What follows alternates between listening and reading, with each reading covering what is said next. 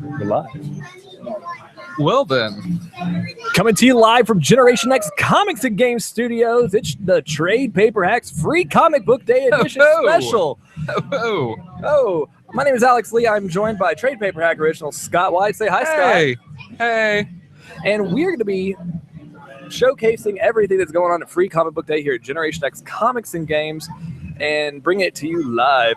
Now, Generation X Comic Books and Games is your Mid-City's mecca for comics. Well, isn't it just? So why don't you just make a pilgrimage down here to Harwood, southeast corner of Harwood and 121. By former Fake Meat. By former Taco Bell. It's the southeast corner of Harwood 121. It'll be impossible to miss today because it's the most comic book looking place in the Mid-Cities. And there's bands. And it's loud. And a tent. And there's tons of people here. There are tons of people. There are tons of people, but so what do we got planned today? We're going to be interviewing somebody from Married with Sea Monsters, which is the band, the Mary Janes, the pseudo band, the Mary Janes, that does all the Spider-Gwen music. Which is awesome. Which is fantastic. And we are going to be interviewing some artists, and maybe we get some artists. Maybe Alex will get his face painted today. That would be amazing, but only if it's Jared Leto Joker. Only if it's Jared Leto Joker. Damaged. And so bad. And I thought I saw some other comic artists. We have tons of people to talk to today. But if you're sitting at home and you're listening, you're watching, maybe come on into the store. There's literally free stuff. There's literally free books. I mean, there are free things here. There are free books that we will actually be reviewing here later that we got to read. He got some, I didn't. Did you really not get any? No, I did. Okay, that's what I thought. I thought you got I just don't have them here. Dramatic effect, dude. Dramatic effect. We will also be reviewing Age of Ultron. Disagreeing heavily over Age of Ultron. Yes, we will. And we will also be discussing, we have a cornucopia of things to talk about. A cornucopia. A cornucopia. A cream cornucopia. A cream cornucopia. But you're probably sitting here wondering, okay, so I see Alex. I see Scott, who is a frequent guest on the show. And oh, you know it. Oh, you know it. And why did mine come out and sound like Borat? I don't know, man. You know it. You always think you sound like Borat, but you don't. You just sound like Weird Alex. Weird Al? Hicks. Okay. I always worry that if I just sound ridiculous, I am ridiculous. Well, yeah, pretty much. That's fair. That's okay, though. So where is Mark and TechBooth Jason himself? Hell, we didn't even have Announcer Boy. I had to do it. Look, if you kind of gaze in this area right here, I am TechBooth today. I'm Announcer Boy, as you just heard. And meaning he's a complete idiot. Yeah, and I'm a total idiot when it comes to all these things. Are you Chad as well? No, I'm not Chad. No one is Chad but Chad. Maybe Chad will show up today. Poor Chad. Well, I don't know. Look for a guy in a Deadpool costume. I bet you that's it. He's trying to get that gift certificate. So let's talk about all things that are going on Generation X Comics and Games today. Because as much as we are the entertainment here today as well, we're probably the least entertaining of the entertainment. We're the entertainment. We are the Frasier Talk Show hour of the entertainment. Hello, welcome to 101 Jazz. Jazz. We have tons of stuff going on. So there is, I'm looking just from eyeballs here, as much as there's bands playing, there's artists, there's people selling stuff. You have a free face painting for children over here. It's actually getting really detailed face painting, but there's tons of stuff to buy, look at. There's all sorts. I just felt a cold wind as if Announcer Boy walked by. That was TechBooth that walked by. We can't confuse them. What a multiversal structure this is. Yeah, we can't confuse those two. But we'll have tons of people to come and talk to. But come check out the store. There's tons of free comic books outside. They had over 10,000 free comic books. Is that the right number? 10,000. 10,000 free comic books to give away. There is not 10,000 different comic books. No. 10,000 comics. Let's dive into what is a free comic book day. What is? It's fantastic for one. Well, let's talk about how it actually works. So every year, once a year, first Saturday in May, which today is May 2nd, if you're just now tuning in, or if you're watching later on YouTube, because this will be on YouTube, there is a DC, Marvel, IDW, Dark Horse, all the major players in the comic book industry sell books to stores that stores then give out for free. after they've stamped a name on it and said, hey, this is ours. They give it out for free in one unified event, and it's to draw people that aren't normally comic book fans or aren't normally coming out to comic shows or coming out to comic events, to get them in store and get them excited about the genre. And kids, it's a good way to get kids interested in reading and comic books and art in general. This is going to be the most PG show we've ever had because we are literally right in front of the face painting group, surrounded by children. So we've been instructed by Wayne, the owner of Gen X, to be as polite, as toned down as possible. We are going to have to keep it blue, is what I heard. I don't know what that means exactly. Do you know what that means? No, I don't. So somebody told me keep it Democrat. Probably not as liberal as we normally would. We'll find out, man. But yeah, we'll find. Maybe we'll interview Wayne later. Oh, that would call be him scary, out on it and say, what does keep it blue mean? But that was your one question. We're done. Thank you, sir. His answer is get off the air. Get out of my store. That's not at all what he sounds like. He's very nice. No, not at all. He's very kind enough to let us do this. But free comic book day, I mean, have you ever done free comic book day before? It's at this store or anywhere else? I don't normally make it out on Saturdays. Free comic book day is a yearly event. I'm not sure for how long it's been going on, at least since the early 2000s, from what I'm aware. So I've never been. This is actually my first free comic book day. Would you believe that? I wouldn't at all. No, actually. It really, really is. Are you lying to me? No, I always get really lucky. I always know people at the shop that will pull books aside for you. But you've never actually come out for a free comic book day? No. I love it, man. It's like a huge party. It obviously is. I'm having fun. I've met more people this morning than I ever have before in the past. But yeah, it's like every nerd actually comes out of their little hiding cave and comes out to meet other people and get free stuff. And it's a lovely, lovely event. Yeah, no, it's great. So many of the ways that you can come and interact with us is you either come in the store, say hi, we'll shake hands. Hell, if you're even somebody important, we might let you on the air. Or we actually have a chat feature up on the YouTube page in which we're broadcasting this. So Scott's in charge of the chat. Oh, look, we already have somebody chatting. Who's chatting us? Oh, is that Valerie Timberlake? It is, yes. From a Cospod. They're already calling me out saying that I'm no TechBooth. But that's okay. He'll make up for it. Yeah. But he won't, though. No. And so we are going to wing it. Let's wing it now.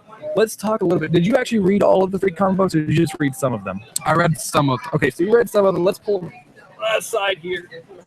Let's see what we have. I read The Secret Wars, The Divergent. I skimmed through Bob's Burgers.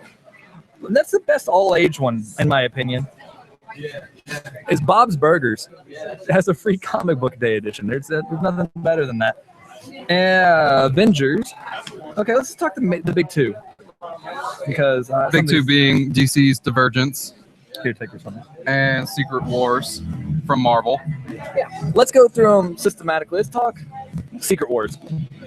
So Secret Wars, it starts out, and there's gonna be spoilers because it's a free book, but you need to come out. Fine. You need to come out and read it. Yeah. So Secret Wars. It's pretty much a Fantastic Four or Future Foundation issue.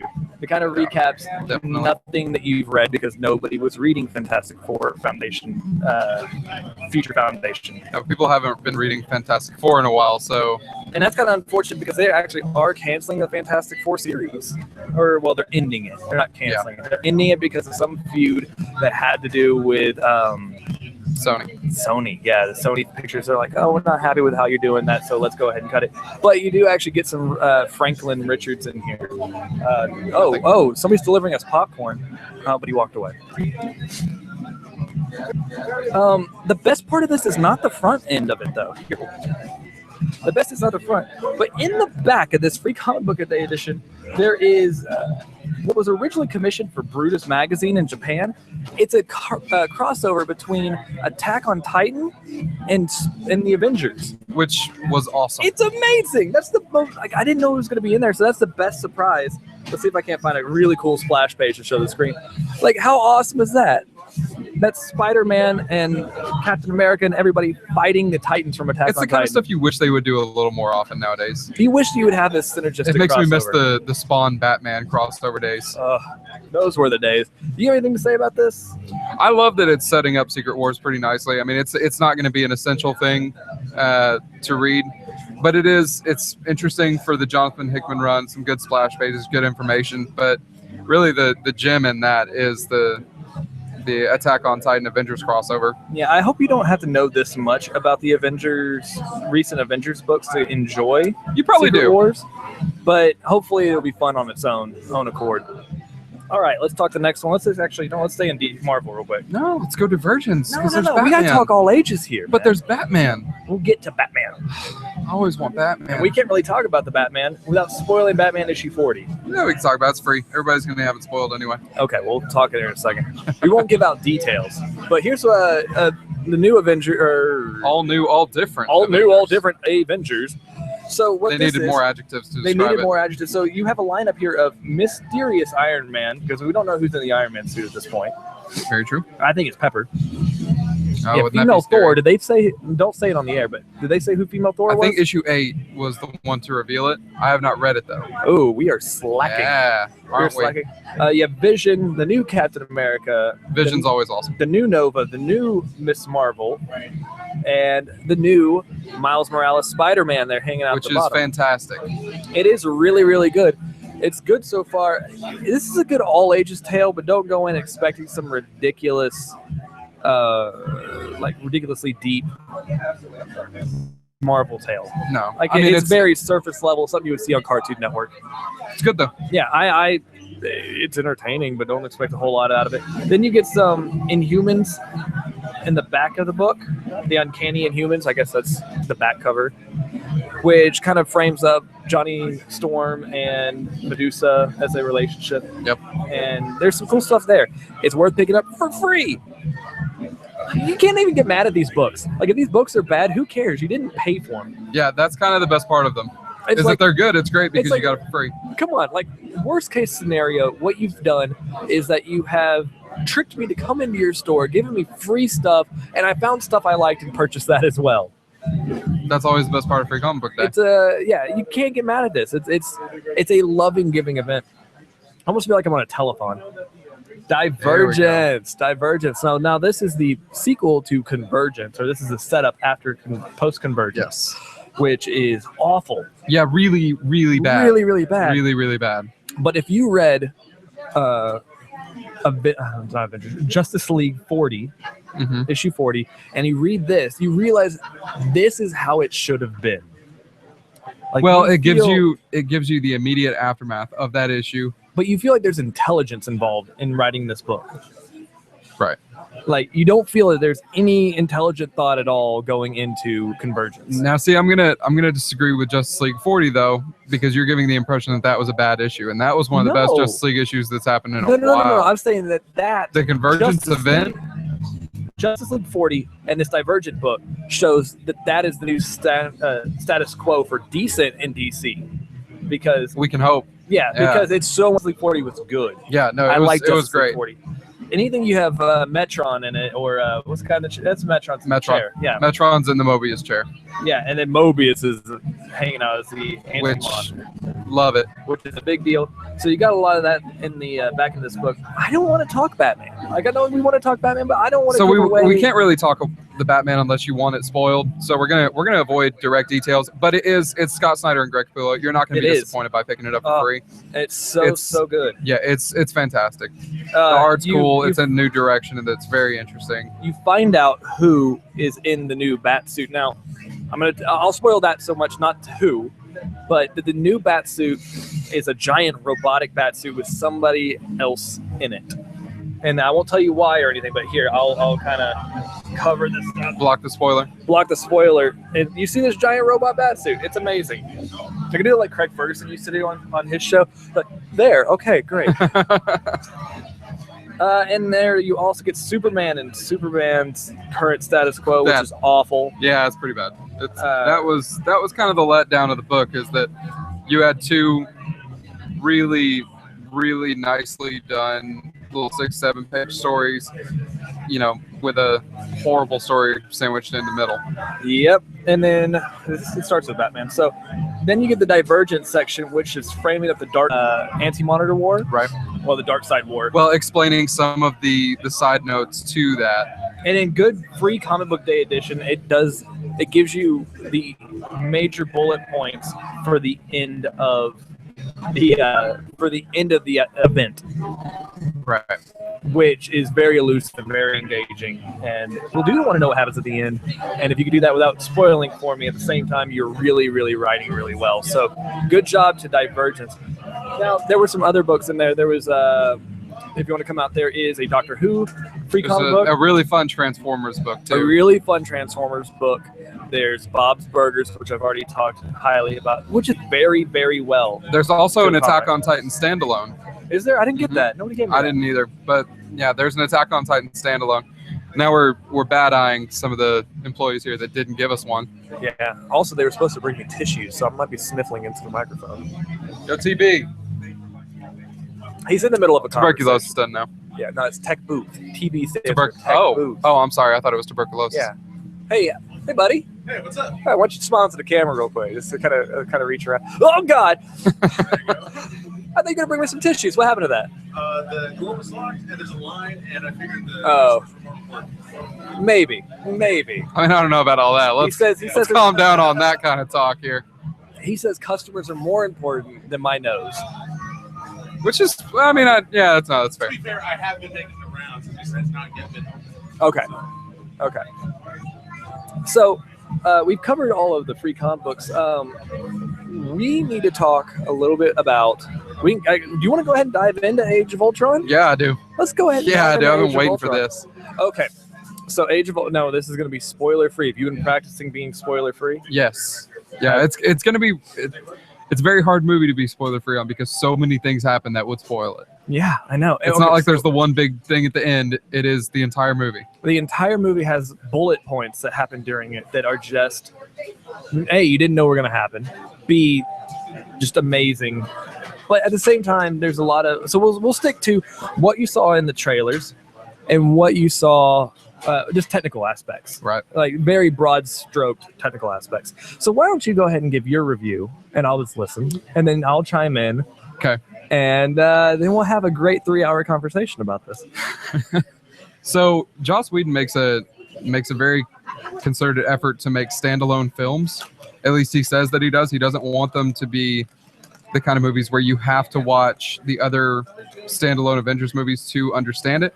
I actually feel that he completely failed with this movie in that respect. Yep. This is not a standalone movie. If you have not seen Captain America the Winter Soldier, if you have not seen Thor the Dark World, if you have not seen the first Avengers movie, or really any of the Marvel movies before this, then watch them first, then go watch, because otherwise you will have no idea as to what's going on. Still listening. We never know where he's going. His nose is too important. But I would say, having assumed that most people have seen those movies now, considering they're all very successful and most people watch them for the continuity, you have to assume that people have seen it.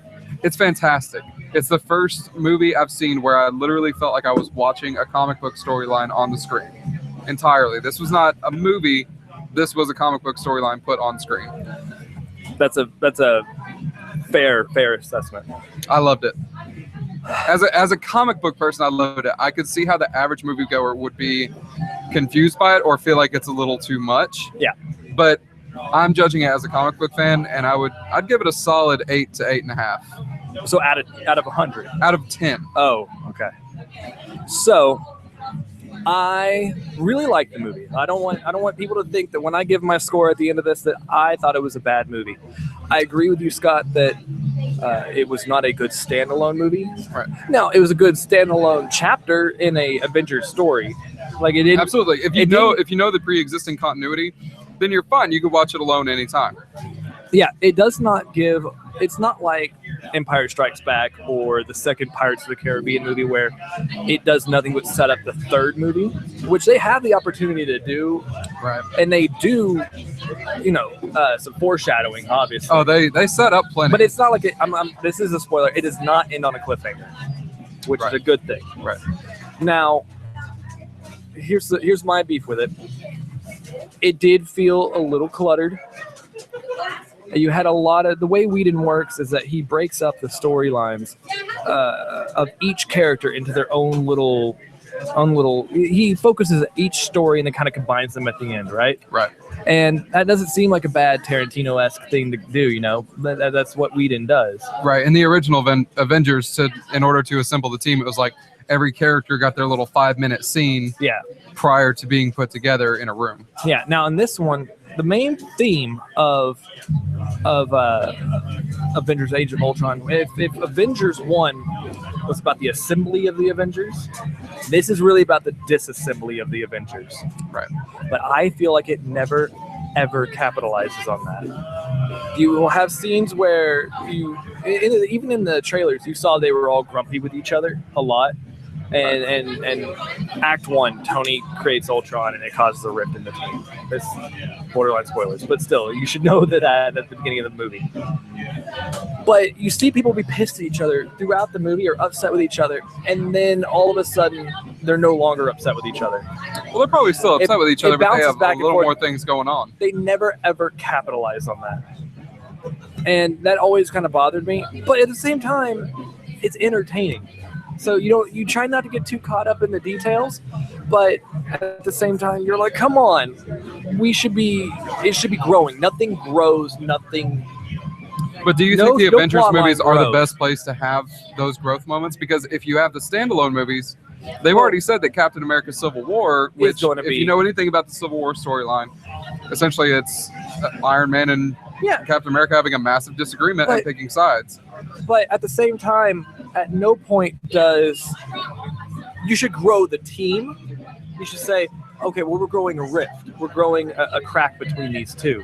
And that never, ever capitalizes. Not even just these two, but everybody on the team should have these rifts grow.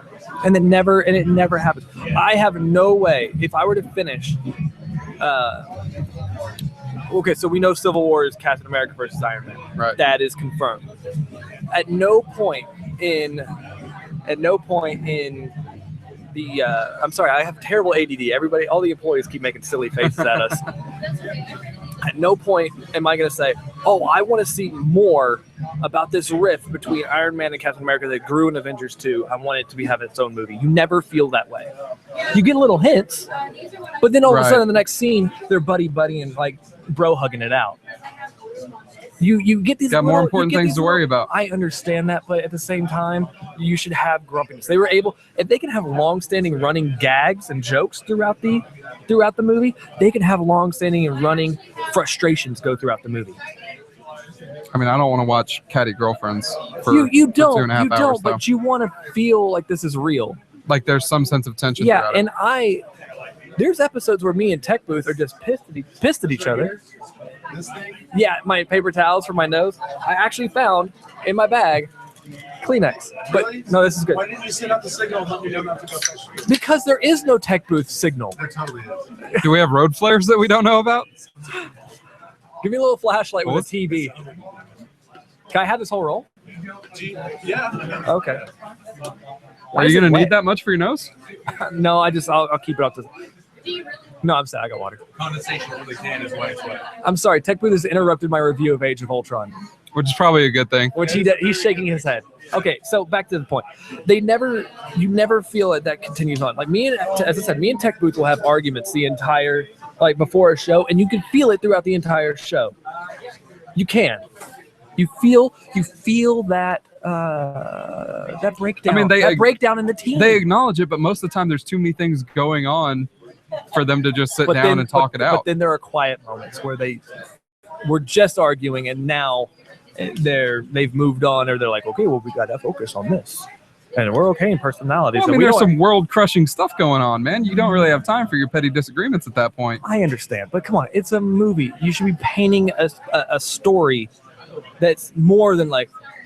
If you're a creator and you say, here's a plot point, but here's a more important plot point, we can't worry about that plot point anymore, the old plot point anymore. You could literally write that old plot point out of existence. And they're not going to do that. They have a movie dedicated to that plot point. But at the same time, you just don't feel it. You just get the very, very initial inklings about it. Tip of the iceberg. Tip of the iceberg. I didn't like that. I thought that you're gonna have a whole film of it later. So don't worry. You'll get your fill of. And I'm glad, honestly, interpersonal conflict. Okay, so here's my other problems with the movie. Whenever I'm watching an action movie, a summer blockbuster, I like to say, If I took all the action scenes out of this movie and I just had the things that happened in between the action scenes, and if I knew what the action scenes were without seeing them, would it still be a good movie? And I'm saying that this one is entertaining, but it's average. I'm not saying it's I don't think the things that happened between scenes were an exceptional plot that was mind-blowing, but it was still good. It wasn't bad. I think that people go into this movie with different expectations of what it is, and if people are going in expecting the kind of experience they had with the first Avengers movie, that's just not realistic. There's nothing that's going to match up to seeing those characters on screen together for the first time and watching them come together. But I felt like all the things in between the action, as you put it, is there were revelations in there that were really powerful. Yeah. For each character, and I think that was better to me than having big blow your mind stuff. It was nice just to see these people as people. You want the tiny little subtlety details. Absolutely. Like I'll tell you, I really did like the Black Widow Bruce Banner, Scarlet Natasha Romanoff, right? Yeah.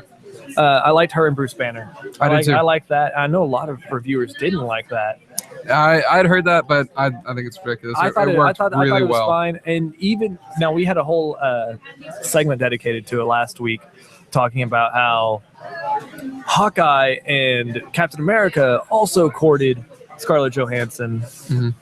I'm sorry, Natasha. But now she's with Hulk. They really actually comment on that. They comment on that a lot, and you kind of learn the real relationships between those three. Those four people with Bruce.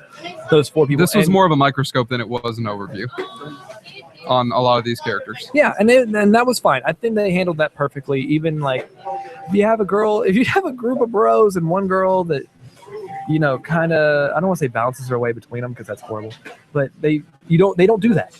They do it much better. There are possible connections between everything. Feels realistic is what I'm getting across here, and I enjoyed it. Now, let's talk about the action scenes.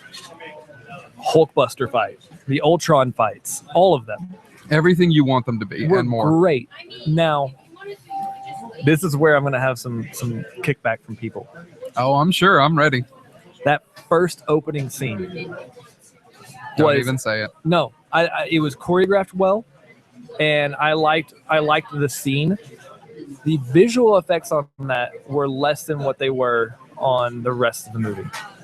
The visual effects on the opening scene, I can't stand. I thought the Captain America flipping over the front of the bike and throwing the bike into the Hydra Jeep.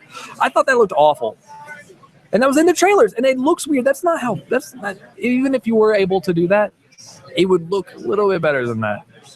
There were more visual effects shots in this movie than any other movie, so I'm allowed to nitpick. Any other Marvel movie, this is the most visual effects shot. I was like, they spent all the money on the Hulkbuster fight. Apparently, and it was worth it. Yeah, that could have been a 2.5 hour long scene in itself. Yeah. And I would have been completely okay with watching a 5-hour movie because of it.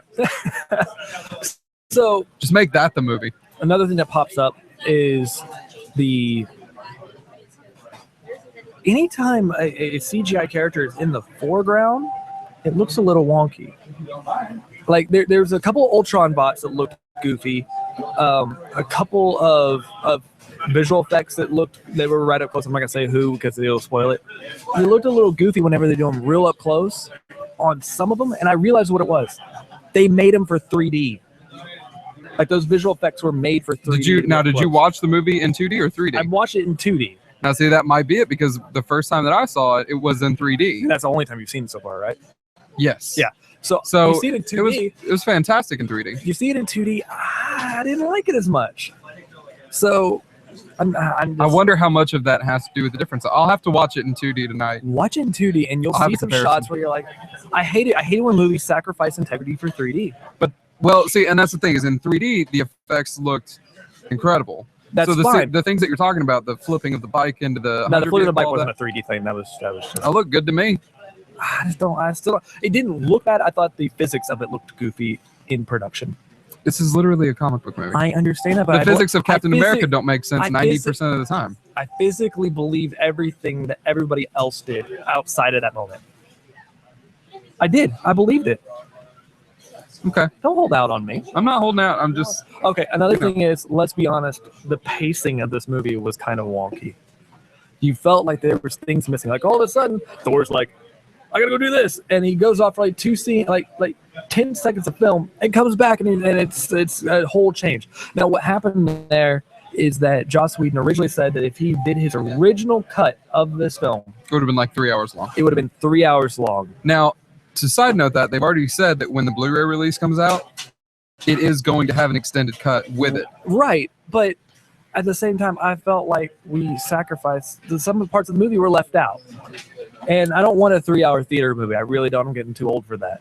Honestly, I would have been perfectly fine with it because it just makes sense. You have how many movies in between the original Avengers and this? You had Captain 4. America, Iron Man 3. It was 4, right? Yeah.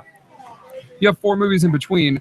I don't mind these Avengers movies being 3 hours long because you've waited years to see it, watched how many other movies in between. You know, there is going to be a lot of information. There's a lot of characters. There's a lot of ground to cover. I feel like it would have been a better movie, and I would have seen and gotten those things I had that argument with. Like, you never felt those capitalization moments.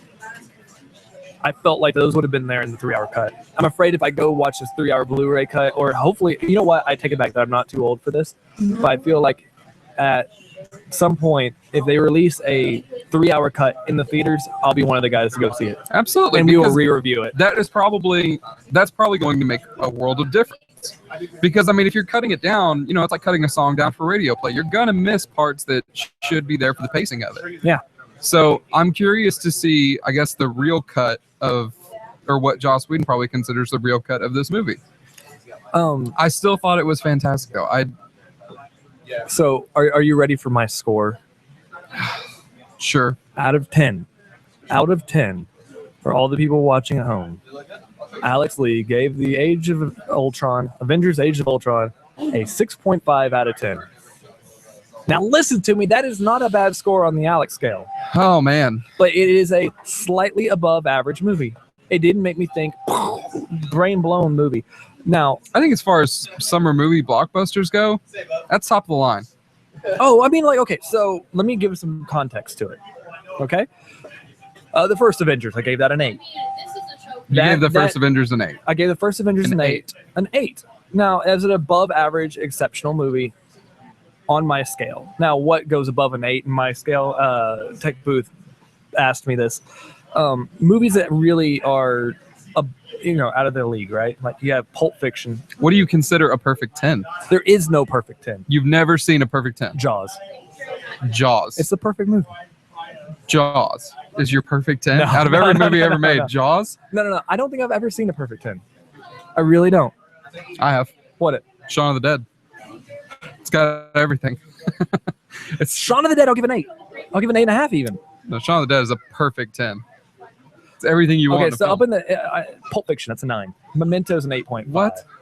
What, you didn't like Pulp Fiction? Pulp Fiction is not a 9. That's a really good movie. Pulp Fiction's a solid 7.5. Okay, this is my scale. I'm putting these up there. Okay, well, if we're going on your scale, Pulp Fiction's a 4. No, okay, so on my scale, what's a 3? Okay, 5. Out of 5 or 6? Temple of Doom. 5. No, 5. Ooh. On 5. Now, this is below Age of Ultron. I would say the first Transformers movie. 5. Oh, are we getting feedback on chat over my opinions? So go ahead and read those out. Apparently you made a good point. Oh, who said I made a good point? Thank you, Valerie. Valerie, why don't you just come into the store and say hi? We'll let you come in and talk. The movie's good if you view it through the lens of a comic book. If you view it as a movie in the sense of traditional cinema, it's just okay. Now, let me talk to you about my friend Valerie here. Valerie has a doctorate in film, I think? I'm not joking. I think she seriously has like a master's or doctorate in film. That hurts. So it's going to hurt even more when I disagree with her. I have official endorsement by a professional. So just throwing that out there. She did actually call Joss Whedon Joss Whedon, then corrected it and asked to not revoke her geek card. So I'm going to go ahead and do that, though. I mean, she may have a PhD, but and there it goes. Yep, it's gone. I mean, you corrected yourself. But she corrected herself, so don't give her crap. She's a pro. We'll give you the geek card back. But you got to come and get it. So come into the store. And it's going to have a torn corner, so you won't be able to use it for the benefits. So let's go ahead and Oh, and that third Transformers movie, 1. That's like the worst movie ever. No, man, Troll 2. Huh? Troll 2. Troll 2, maybe a 0.5. Troll 2 is like a 0.2. It's literally the worst movie ever made. But people don't understand. I've always had this argument. And TechBooth wants to do an entire segment on this. Grading scales. People grade movies like teachers grade papers. It has to be above a 7 and up for it to be passing, which is BS. So it doesn't make any sense. Like, no, because what you do is when you make everything passable at a 7.7 and up, you, on a 10-point scale, you eliminate the first 3 points. Like the first, as even being worth anything. Nobody's ever going to be in that scale. So what you have to do is actually grade on a bell curve where 5 is the average. Above 5 within a standard deviation is above average. And below 5 with a standard deviation is below average. And then at the bottom of that is awful. And above that, upward standard deviation is truly acceptable. Exceptional, sorry, not acceptable. Just acceptable. Exceptional. So you actually have to grade on a bell curve, say, okay, well, here's the average, here's above average, here's exceptional. Well, let's go ahead and say this. If I was grading on your type of scale, okay, and I was to grade Age of Ultron, I would still give it at least an 8. So you're saying it is exceptional? I think it is exceptional. So where'd you put the first Avengers? Oh, easy 9. But this is like in your list of best movies sense ever. For me. Yes, it makes sense for me. Movies ever, favorite movies ever. Yeah, I can watch that movie repeatedly and never get bored, even though I know every twist and turn that's going to happen. Where do you place The Dark Knight? The Dark Knight? The Dark Knight. I am actually not a huge fan of that, so I would put it around. I'd give it a 6. There's a lot of plot holes. There's a ton of plot holes, and it's not Batman. Here's another thing. That's a different conversation for a different day, but that is not Batman. I also felt, and I put this in perspective of Batman, that you had the Joker. You had exceptional performances. I don't feel like there was any exceptional performances in this movie. James Spader did a great Ultron, but it wasn't like not James Spader, right? That's fair. Like that was, and I mean, it was like watching Robot Blacklist. I mean, Robert Downey Jr. was Tony Stark again, which is fantastic, but it is the same performance. I like Robot Blacklist. I will say this though, I am continually impressed by Mark Ruffalo's Bruce Banner. Yeah, I love him as Bruce Banner. That is perfect casting. I can see that. I always miss Edward Norton, but I don't. I get a lot of flack for that. I mean, it's fair, but after I saw Mark Ruffalo, Fight Club's in my top 8.5 and above movies. You can see that. Yeah. So maybe I'm biased. A lot of half-naked men in that, so I could understand. Dude, I'm okay. My body envy started at the Brad Pitt shirtless. That's exactly what I'm saying. Yeah, it's intense. Yeah, just throwing that out there. It's a real thing. Yeah, but no shame. Now she's gonna blame the Winden event on one hand typing. What are you doing with the other hand? Where is it? There we go. I forgot we had the soundboard. Well, thank God we found it again. We got to get a band in here to interview them. One of the guys from Married with Sea Monsters just walked off. TechBooth should be delivering these people to us. We should steal.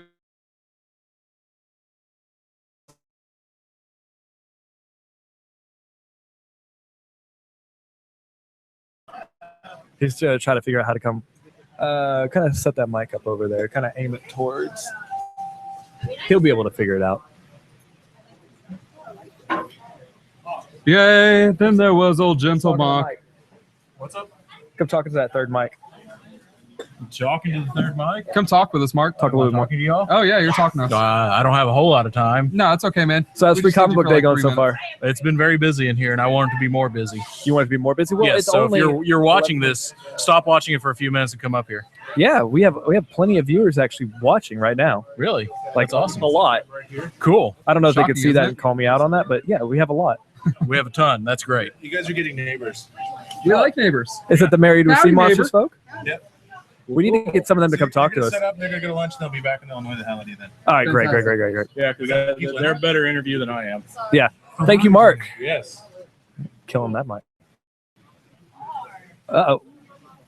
We're losing it. Yeah, did we just fall We're off losing the them clear. broadcast? Yeah. Man, they have a lot of stuff. It's only for things that are $25. Yeah, we do. So the Married with Sea Monsters You guys folks have all the are stuff. right next to us now. You'll see them in the background.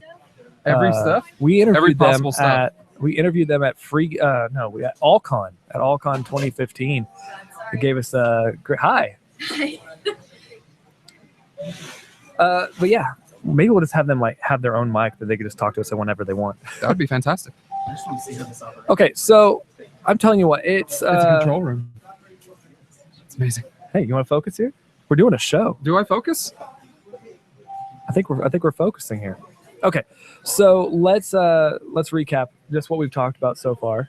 Today we have Free Comic Book Day here at Generation X Comics and Game Studios, Bedford, Texas, southeast corner of Harwood and 121. So if you want to come out and say hi to us and come check out all the stuff they got flying around here, and come check that out. We have bands, artists, books, all the stuff that's normally in Gen X. You have free face painting for kids. If you wear cosplay coming up here, you get how much is that gift card? You get a gift card from Gen X. Huh? $10 off the $25. Oh, it's a coupon so 10 off 25. Which is good if you're buying a trade. Which is perfect if you're buying a trade. Yeah. So Marvel trades are about $25 a piece. You can get 2 image trades for that much. Yeah. Yeah, so that's what you got going on there. Okay, so we got that. The best books, probably that Divergence from my vote would be on Divergence. Pick up the Divergence free comic book and pick up the Secret Wars one, not so much for Secret Wars, but for the Attack on Titan crossover in the back. And it just has a beautiful cover to it. Oh yeah, that wraparound cover is gorgeous, like, whereas the Divergence cover looks like bad Photoshop. Yeah, pretty much. But that's fair. It's free. What are you gonna do? Okay, no complaining. And then Scott's score on Age of Ultron was 8.5. 8.5, and a negotiable 8. Yeah, and my score is 6.5 on my average bell curve, right here. He's that teacher that would fail you. I would. Yeah. No, I would fail you if you're bad. You aren't bad, Joss Whedon. You did an okay job. You just didn't do anything out of the park. I'm very curious to see how your opinion changes once we get the extended cut. Me too. I'll come back on the show. I'm not going to say that I'm not going to appreciate the extended cut. I'll come back on the show and we'll discuss the extended cut in length at that point. So I think we're going to take a quick 5-minute break. We're going to leave the broadcast on. I wish I had some way. I will be right back. So give me 2 seconds. Oh, it's going to try to draw it on my face. I don't know how to do this. We'll figure something out.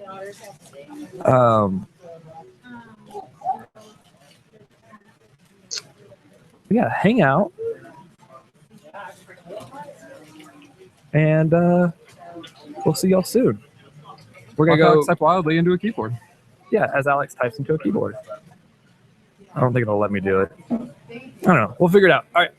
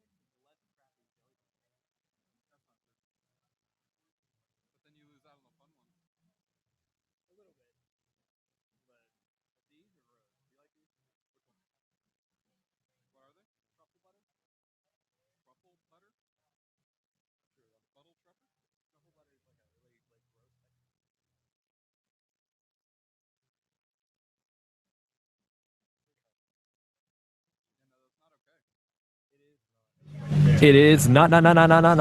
Oh, crazy. I'm glad I ate 2 of them.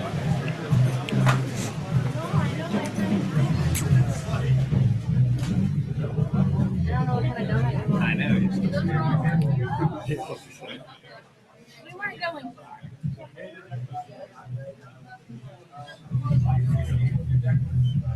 Good, not gonna hit record.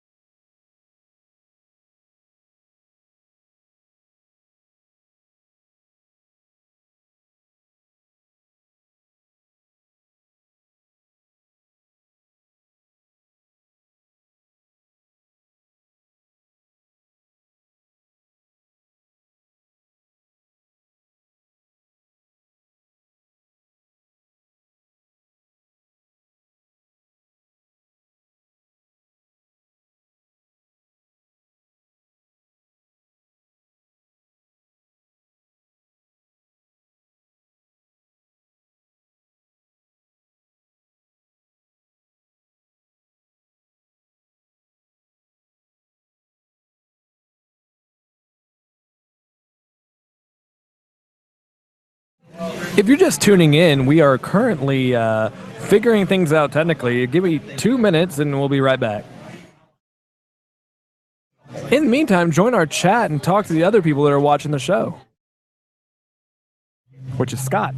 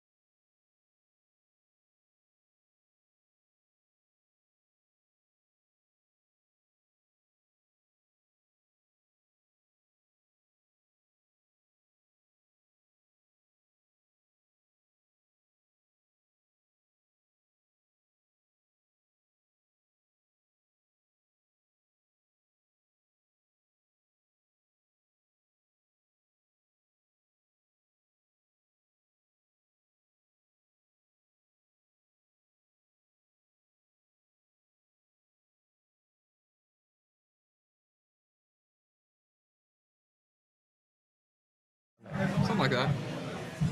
I haven't timed it yet.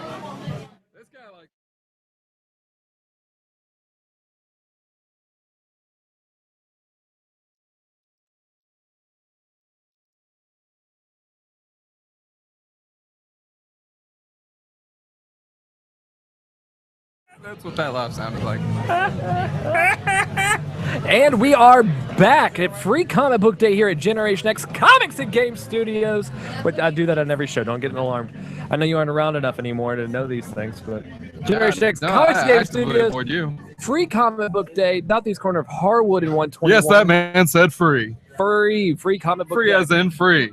And our photos being taken right now by one of the many photographers is here in the store. Give him the Zoolander face. Give him the Zoolander. Well, hey, turn back around. Let's give you our blue steel. No, it's too late. It's gone. Too late. It's gone. All right, so come down. It's Free Comic Book Day. There's a bunch of bands playing. If you actually peer down here this way, you'll actually see some of the folks from Married with Sea Monsters, the Mary Janes, at their merch table that has made the mistake of setting up right next to us. Oh, yeah. What a bunch of fools. No, we really like them. They're great people. We'll be talking to them here shortly after they get back from lunch. And their band doesn't suck. Their band does not That suck. is always a beneficial thing. Yeah. But we'll have to ask them if they have it. Did you ever get one of their vinyls? You get one of their vinyls. If they have them still. Is that how you say that now? Vinyls? Vinyls? Or did you get their record? Did you get their vinyl? Did you get that vinyl? Get that vinyl. Okay. That vinyl. Pause. I love that that's way too close to me. I love that it's way too loud in my headphones. So that means it's too loud for people at home watching on here. Now, we have tons of viewers. Do not believe if you're watching on YouTube right now, and if you peer down to what I believe is that corner right here. No, right here. Over here. If you peer down there, it's going to say there's like only two viewers right now. Actually, multiples of 1 million. That is multiples of 1 million because there's a glitch in YouTube that can't show millions. There's a glitch in the universe? Yeah, no. So we're only allowed to broadcast to so many people. So it says 2, and one of them might be Scott. Yeah, I'm pretty sure. But definitely hit us up in the chat there on the YouTubes. And yeah, we'll make sure that we either comment on what you're talking about or we will call you out, Valerie. Yeah, Valerie, you're not getting off easy. There is a 30-second delay, so when you type to us, we will get back to you ASAP. And make fun of you mercilessly. Mercilessly. We are seeing a lot of cosplayers here in store. Now, if you come in costume, you do get 10% off purchases of $25 or more. Yeah, which is nice. $10 off of $25 or more, something like that, right? Yeah, it's 10 off 25. 10 off 25. Good stuff. Which, if you're doing image trades, means you get a free book, essentially. Yeah, pretty much.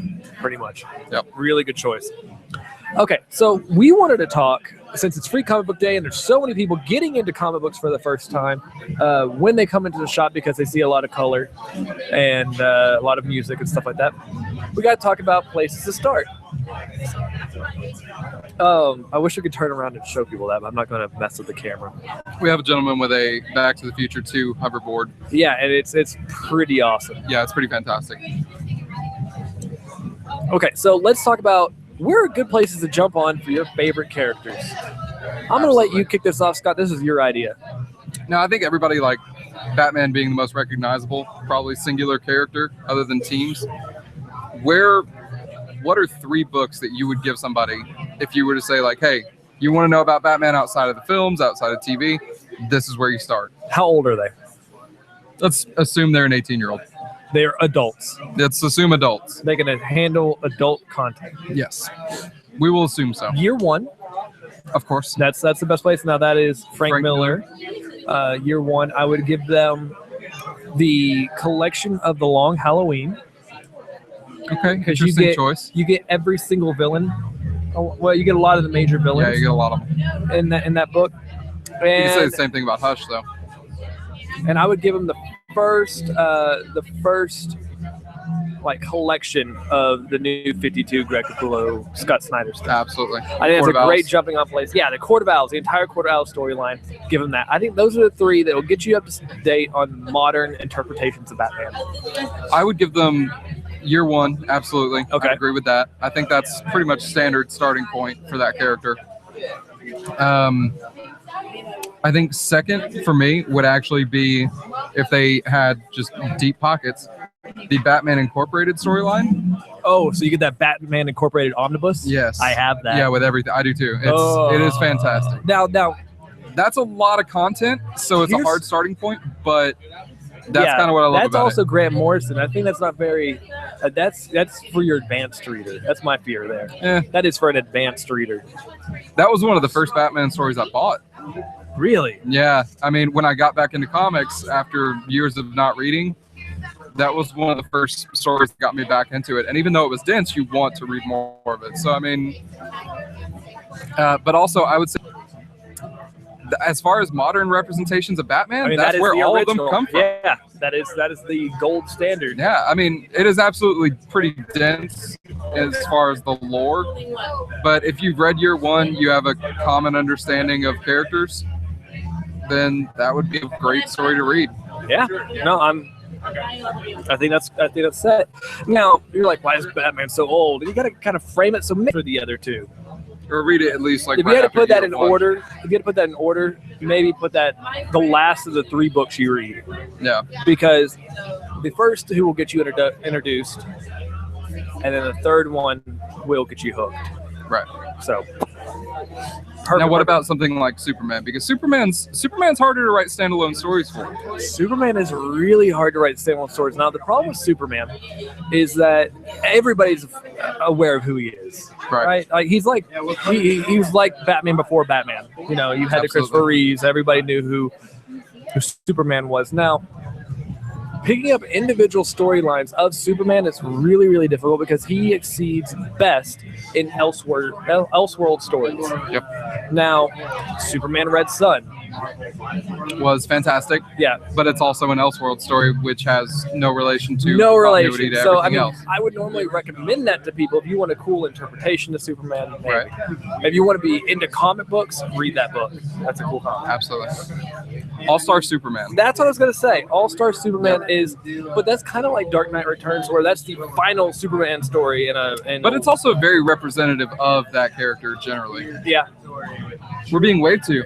Oh, what's up? And taunted heavily. Are you gonna view us on your iMac? Huh? Did he just flip me off? All right. Yeah. Thanks. I need that viewer list to be boosted. Okay, so you have All-Star Superman. Now give us 2 more. Do you have any others? I'm sorry? 2 more Superman stories. Do you have any others, or are you just saying All-Star Superman's one book you need to read? It's so hard. Yeah. We're waving to people. We're waving to people, yeah. We're celebrities here. Can you think of another Superman story that's a standalone? No. Grant Morrison's Action Comics run for the New 52 was pretty good. That was pretty, but that's also up here levels, right? That was meant to be a starter, though. I don't think it was a great starter point. No, not. I think Grant Morrison's too difficult of a writer to read. I feel like for Superman, entry-level people, I love Grant Morrison. Superman is a lot like the Flash in that I love him in team stories, but writing standalone stories for him can be difficult. I think it's easier for the Flash than it is for Superman. Oh, yeah. But for Superman, the best stories are always team books. Kingdom Come, Rock of Ages from the JLA run in the 90s. You know, also Grant Morrison. Yeah, he writes the best Superman, in my opinion. You could so maybe if you're gonna introduce somebody to Superman, you introduce them in a team story environment where he exceeds or he's. Mark, what's another good standalone Superman story? Challenge issue. Well, we said Red Sun and All-Star Superman. The goal here, Mark, is whatever happens to the Man of Tomorrow. Alan Moore, right? Is that Alan Moore? It was one of those. That was Alan Moore. Yeah. Yeah, there aren't too many good standalone Superman. There really aren't. Honestly, Death of Superman was really good. I was going to say that Death of Superman was in the 90s. There was really good. Now, don't read anything afterwards. Hot garbage. Just read that. You know, those 5 books that 6 or whatever. Yeah. That was a good. And then jump on eBay and try to get a polybagged one. It's amazing though that for a character that's been around so long, there are so few stories for that guy that actually matter. Yep. With just him. And I think it's everything leading up to that and just his place in pop culture. Yeah, I mean, I've read better standalone Aquaman stories. Yeah, name a good Flash standalone story besides Lightning and Rock. Okay, so there's lighting. Okay, we're talking Flash now for people that can't hear. Do you want to come over to the mic? I don't know if there's a seat I for thought you. the New 52 was good for standalone stories for a lot of these characters.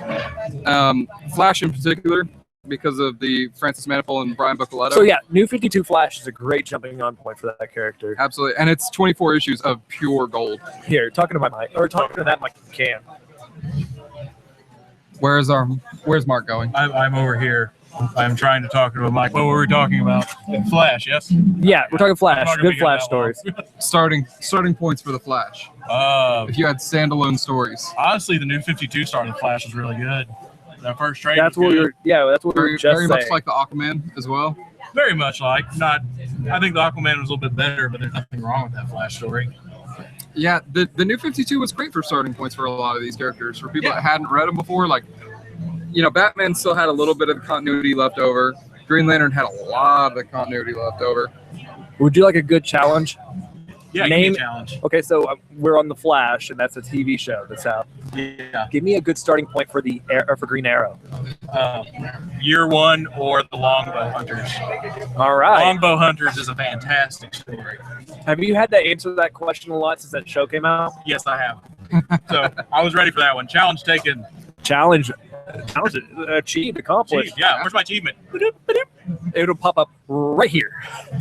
Eventually, one day. No, it won't. No, we don't have that sort of technology. We have the technology. We can rebuild the comic shop, make it bigger, better, faster, stronger. Was that Daft Punk? Now, what about something like Wonder Woman? All right, so Wonder Woman's a lot Woman, like Superman. Brian Azzarello's New 52 run is the best Wonder Woman story I've read in a the long New 52 time. run was not all bad. No, it was a good book. Yeah, I mean, but that's the thing is the New 52 as a continuity reset was not the best because it didn't entirely reset the continuity. But a lot of the things that came out of it were really strong. Yeah, they didn't continue on with what they started. Absolutely, they did such a good job with Wonder Woman, Flash, Aquaman. Individually, and then Justice League fell apart. I wouldn't say it fell apart. I'd say it fell apart. Yeah, Justice League fell apart. It was all right. Wonder Woman story. You want a good Wonder Woman story? The animated Wonder Woman movie. Yeah, That that thing was turned out right. fantastic. No, we're talking comics, so we're trying to get people into Only comics comics here. stuff. It's free comic book day. Not free Here, movie Mark. day. Well, it's not a free movie anyway. It is on. It's not on Netflix anymore, is it? Wonder Woman Odyssey was really good. I don't think I read that. Yeah. Did that come out around the same time as Batman Odyssey? I think it came out after. So was I what's don't his think name? it had anything to do with each other. I think I just Yeah. called it that. But it was a good story because I didn't ever read Batman Odyssey. Now, what about Batman all the Odyssey was characters? insane. Like there was craziness. Neil Adams did all the stuff for it, like writing Yeah, that and would make art, it insane. and it was ridiculous. Also, Batman was quite hairy. Like he That said happens a lot with Neil Adams. he Batman. spent a lot of time on his back hair or chest hair, Makes sense, actually. doesn't it? Yeah. A little much. A little much. A little too much. Okay, so let's talk about another hero. Let's move over to Marvel. Marvel has always been a challenge because anytime I've wanted to read a Marvel book, Marvel's all about the team book. You get standalones every once in a while, but they're really about the X-Men and the Avengers. Yep. And Well, X-Men is but- a hard world to break into. Well, if you're talking individual characters, then you actually have to look at the individual characters. they've done. Absolutely, yeah. But that's what I'm saying is like, does Cyclops have good standalone stories? No, but he wasn't a standalone character. no, he's You have to overall. look at the characters that are standalone. Yeah, Wolverine, I wouldn't say he had a good standalone story though, but he had a standalone story. Weapon X, Old Man Logan. Old Man Logan. Yeah, But that was Elseworlds. Or sorry, alternate reality. It's a different company. Elseworld is literally another Earth synonym. There was I'll let you guys argue about that. All right. I got to get back to work. All right, get back Fair to work, you slacker. the Frank Miller 4-issue run on Wolverine. Yeah, It's that a was pretty standalone. good. Frank Miller, man. Anything Frank Miller touches prior to 2001, great. So how do you feel about the new Dark Knight story that Frank Miller's doing? Okay, so we're getting off topic. Yeah, but that brings up a very interesting point because that's the let's title let's has hold been a on to point of that. contention. Can we hold on to it? Fair enough. Okay, we talked about it in last week's episode, Did which you weren't a part of, but we could totally rehash that for you, our free comic book day viewers.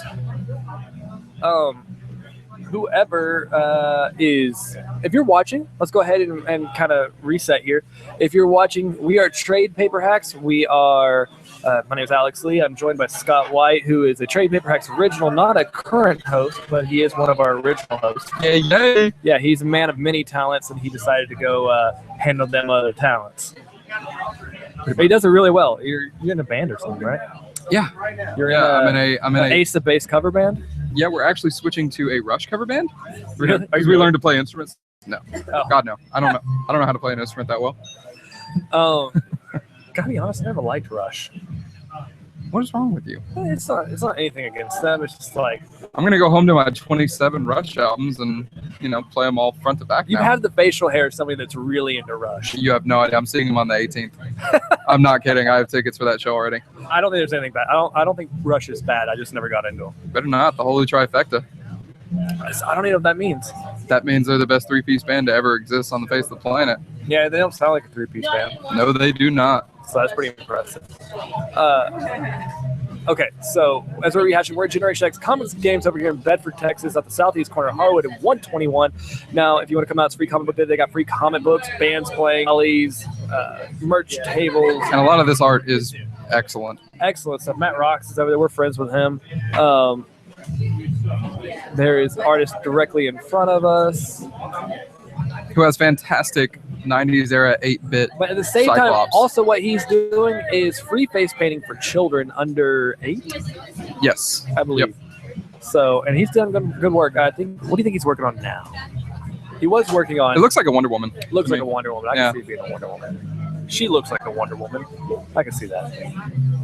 Kick the crap out of you. Doesn't say much. No, it really doesn't. I mean, that's not really a badge of pride because no, it didn't take much to do that. The only person that couldn't beat me up is you. I don't know about that. This is gonna be like the Mayweather-Pacquiao fight now. we're gonna make this happen. Fight of the century. Oh man, I can't wait to watch that tonight. Oh dude, yeah, it's going to be insane. Okay, so back to characters. We'll come back to the Frank Miller thing. Let's talk about Marvel characters. You brought up teams and stuff like that. And it's kind of hard to get a good X-Men story. I'm gonna be honest. Age of Apocalypse. I'm sorry, Age of Apocalypse. You know what? After is it Age of Apocalypse? I think so. Yeah.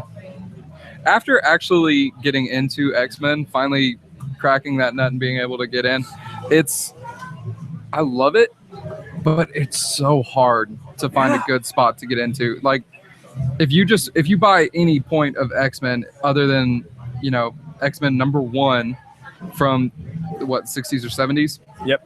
It's going to be very difficult for you to have any idea of what's going on because they've had a constant continuity for years and years and years. Now they made some really good jumping on points with All New X-Men. Correct. All New X-Men was a fantastic jumping on point. That's a good jumping on point. And people are kind of familiar with those characters from First Class. Right. They're from the movie, like all of the characters in there are in a movie at some point. Yep. And it ties into a lot of the older continuity. So if you go back, you'll understand a little bit of what's going on. You'll understand current continuity. Other than that, it's just a great standalone book. Also, the LGBT crowd can get excited about that book now. Iceman came out last month. Proud of you, bub. Yeah, rooting for you, little guy. Good stuff. But other than that, I mean, if you went and watched Days of Futures Past and then went and bought the book, that story is only 2 issues long. Yeah. Everything else surrounding it is so deep in continuity that was going on at the time that it's impenetrable. It is a fortress. I'm not a fan of X-Men in general. Really? It took me a long time to become a fan of X-Men. A lot of comic reading before you could get into it. So you know what I'm a fan of now, or I've always been a fan of, that is impossible to get into now for me? What's that? Spider-Man. Well, that's just... Dan Slott! Yeah, we'll blame that guy. I had to apologize to people because I'm used to... Yeah, no, we do have some anger against Dan Slott. It's really bad. Yeah, not a big fan of Dan Slott. So sorry if we're yelling at people. It's not you. We're not used to doing this show live. No, stupid Dan Slott. Yeah. No, but Spider-Man. Let's talk about good Spider-Man jumping on points. Absolutely. I feel like with Spider-Man, my favorite jumping on points were always the villains. It's like Maximum Carnage was one of my favorites as a kid. Maximum Carnage is a great intro to Spider-Man and his place in the rest of the Marvel. The Todd McFarlane run on Spider-Man was fantastic. It's great. I would say there's some really hard points. Now, I want to recommend. You can't say the Clone Saga because that is a Lord no. way too long and super convoluted and super comic Too booky. much going on. You know, almost too comic booky. Almost Spider-Man. Spider-Man's a great down to earth, superhero, but he has a lot of really comic book movie moments to where you're kind of like, this is not a great place for him. He exceeds well non like cloning and aliens and stuff like that. He exceeds really well person to person. So that's why I say if there's ever I think there's a collection 8 Spider-Man that is just perfect because it's him dealing with street crime and dealing with the occasional ninja or something like that. It's like it almost puts him into like a Daredevil, what you would expect from a Daredevil universe. Yeah, But which would be awesome. Yeah, He needs to be dealing with street level crime, not cosmic things. there is a collection called Spider-Man versus the Green Goblin that came out when I was a kid. Yeah, I occasionally read that from time to time because it's him fighting Norman Osborn, Harry Osborn, and then a couple of other characters from that on out. I recently got one of the Spider-Man trades from the Epic collections that Marvel has been doing. Yep. Epic collections being basically old comic books recollected into 14 or 15 issue huge trades. And I got the first one, the With Great Power. So the first 15 issues of Spider-Man ever, including Amazing Fantasy 15. A good story arc, Spider-Man No More. The influential cover of Spider-Man walking away with it in giant, the trash can. Or Peter Parker walking away with Spider-Man above him in the costume in a trash can. Yep. Like that's where that came from. And you've seen tons of other comics that emulate it. That's a great story arc. It is. Because, I mean, it talks about the motivation of the character more than anything. And that's what people need more often. But again, right now, he's so entrenched in the continuity that they have running that it's near impossible to get into the character. It is. And right now, Dan Slott is writing him, and it's awful, and the art is just bleh. It's too cartoonish for the character. I cannot get into it. Okay, let's pick another character. So, what sucks about Iron Man is he's a great character, but there really aren't that many good Iron Man stories. You got the Armor War story. And is it Devil in a Bottle? Devil in a Bottle is a great 70s tale. 80s tale? Yeah, 80s, I think. You know Bottle? Who? John Romita Jr. You're kidding. That's John Romita Jr., who we hate his modern art. He's the current artist on Superman, and it's just awful. So at some point he was good. He was really good because his father did the draw Marvel the Marvel way, or draw comics the Marvel way. Right. And that's the kind of house that, I don't want to say literally that John Romita Jr. grew up in, but like that's where he learned, and I guess since then. But really, other than that, there aren't very many great Iron Man stories. Now Thor actually has a recently very good story. That Thor God of Thunder that Jason Aaron wrote and Esad Ribic did, I would say the lion's share of the art for those issues. Yeah. Those ones you really don't need to know much about Thor at all to get into them. And they were gorgeous. Yeah, they were great to look at, great to read, really fun books. I think I'd say that's probably your best place for Thor. Absolutely. Maybe I would say they're the best Thor stories I've read. What was it? J. Michael Straczynski or whatever? Straczynski? Yeah. His run on it was fantastic too. That gave you your Ragnarok, your things like that. So if you go back and pick that up, that's like right before Civil War. Probably right before. Yeah, right before Civil War. So those are good too. Okay, so we're running out of characters. If you want a good Daredevil. Born Again. Well, I wanted to kind of bring into let's go girl wise, but Black Widow had a movie that's come out this summer. Called Avengers: Age of Ultron, rating 6.5 out of 10. Rated 8.5 out of 10. Rated 8.5 out of 12. See what I did with the scale? Yeah, I see what you did there. See what I did with the scale? I disagree completely, but I see what you did there. Okay, so hold on a second. Never mind. What I was going to point out is we got to come up with a good Scarlett Johansson's Black Widow story. Now, granted, all of Black Widow prior to the Avengers movies coming out, all those comics weren't really great. Like, I couldn't tell you a good Black Widow standalone, but she had her own run recently that if you like that character in the movies, you'd probably like it. It's her most recent Black Widow run. Prior to all of these movies coming out with the Marvel Now, Marvel really took the initiative and tried to make these characters not exactly what they would be like in the movies, but took enough from them to make them really good. Guardians of the Galaxy, I never had much of an interest in. I know Dan Abnett had a long run that I've heard is okay, but the Marvel Now Guardians of the Galaxy book, I love. I think it's absolutely fantastic. Okay, so we're talking Guardians of the Galaxy. If you they broke that off into 2 separate books, Legendary Star-Lord and Rocket Raccoon. Rocket Raccoon is one of the most fun books on the stands, period. That is true. That is some of the most fun you will have reading a comic book right now. That is true as well. Now, let's think of others. There's Daredevil, which just had the Netflix Daredevil. series. Well, I was thinking of what was the cosmic battle with the Guardians of the Galaxy, the Nova Corps, and Thanos.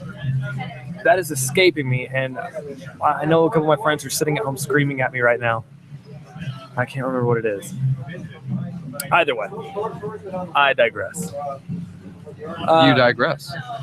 Daredevil. Talk Daredevil. Born Again. Man Without Fear. Yes. Which is Frank Miller. All Frank Miller. Frank Miller had a pretty long run Frank Miller with and Daredevil. John Romita Jr. again. Isn't that shocking? How much work he gets? Kinda, yeah. Now. I mean, I hate to trash talk anybody that much, but good Lord. It's bad. Like, how do you keep getting... No, he's no Rob Liefeld, who is not here today. Thank God. Thank God. No, okay, so you have okay, so Born Again, Man Without Fear. Any other good ones? Not off the top of my head. TechBooth is looming over us like he has. Actually, no, I take that back. Do you want to talk to anybody? We can. Would you like to? Who are we talking to? We can start out with Married to Super. Do they have a single representative, or do they have I can find out who you want. Yeah, find that out. Yeah. See, we do these things live. F it, we'll do it live. Daredevil had a very good Mark Waid run recently. Right prior to the New 52, there was like a 36-issue run I'll need to switch your chairs out. with that Mark Waid wrote that was excellent. It was really, really good. Okay, so that's a great place for people to start on. We're going to take a quick break to set up Married with Sea Monsters. Who are we meeting with Married with Sea Monsters? You'll be meeting with Kat Dixon. Kat Dixon from Married with Sea Monsters will be joining us as soon as we come back from this quick little break. We're going to hit the mute button here, and we'll be setting up.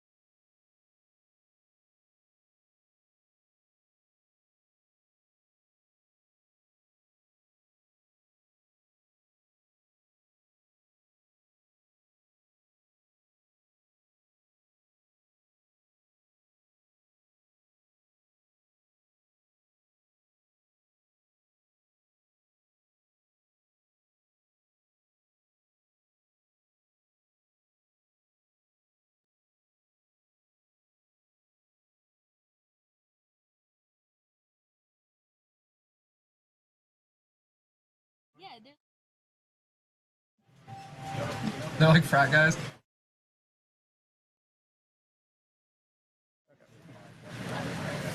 And we are back, and we have a guest sitting at the table with us. We have Kat from Married with Sea Monsters. I still, months later, post AllCon 2015, I want to say the Mary Janes. Well, I mean, we are kind of the Mary Janes, too. Yeah, I mean, which is great, which we saw you at AllCon. If you haven't gone to our YouTube and watched that interview with the group, you know, there's an opportunity for you to do that post watching our live stream. Don't go away anywhere. Must watch this first. You must watch this first. Now, let's welcome you to. I have applause. Yay! Welcome. Yay. What up? I like that. Yeah, yeah. Everybody, golf clap. Okay, so let's talk about. You have already played one of 2 sets that you're going to be playing up here. Yeah, we played for about 45 or 50 minutes. 45 minutes up here at Generation X Comics and Game Studios, southeast corner of Harwood and 121. Come see them play its second show. Do they give you time when you're playing that second set? We'll be playing around 4 probably. Playing around 4 o'clock today, and that's probably right before the sound permit goes up. Y'all made a wonderful amount of noise out there. It sounded good. Thank you From so what much. I could hear in here as we did sound check based on your audio coming from in and out. So thank you for helping us there. All right, so y'all are from Waco, Texas. Yeah. So we are the closest comic shop that would bring you up right now. Oh, Technically. that we, what? Never mind. I'm sorry. I said we're the closest comic shop that can house a band like this. Oh, for Free yeah. Comic Book Day. Yeah, absolutely. Nathan Landers? Is there a Nathan Landers? We are getting interrupted by Hawks, who is a trade paper hack guest. Okay, sorry about that. Awesome. Yeah, this is going great so far. Nathan Landers, if you're watching, Nathan Landers, if you were at home Somebody- watching, your mom is missing you. desperately needs you. Yeah. We've sent Hawkman to find you. We send the Hawkman to find you. Okay, so let's talk a little bit about prep for a gig when you're coming up to play comic shops. I've never seen a band play more nerd events than Married with Sea Monsters.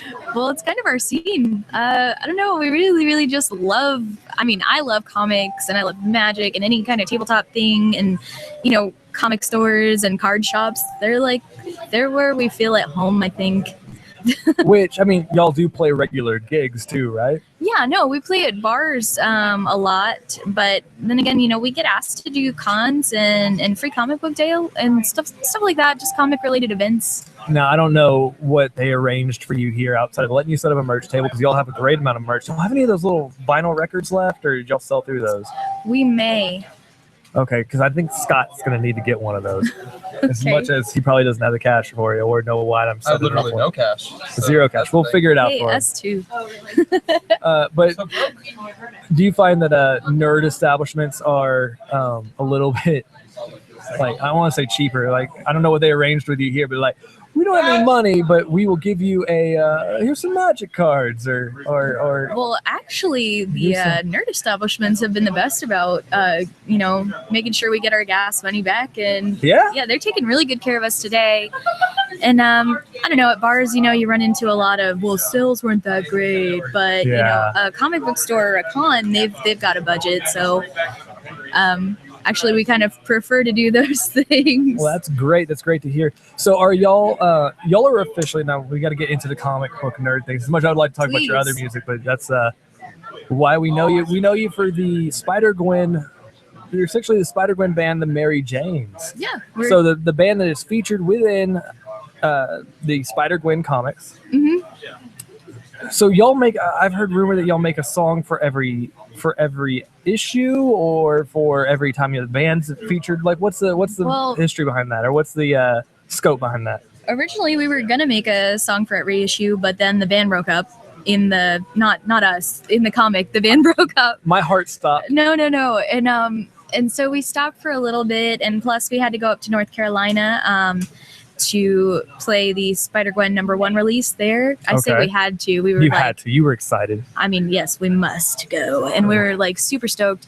So we kind of took a break on the songs, but then we got back on it. And now we've got 4 songs recorded, and we're going to release, I think we're going to release Murder Face, the next The next one. the next Mary Jane song this month.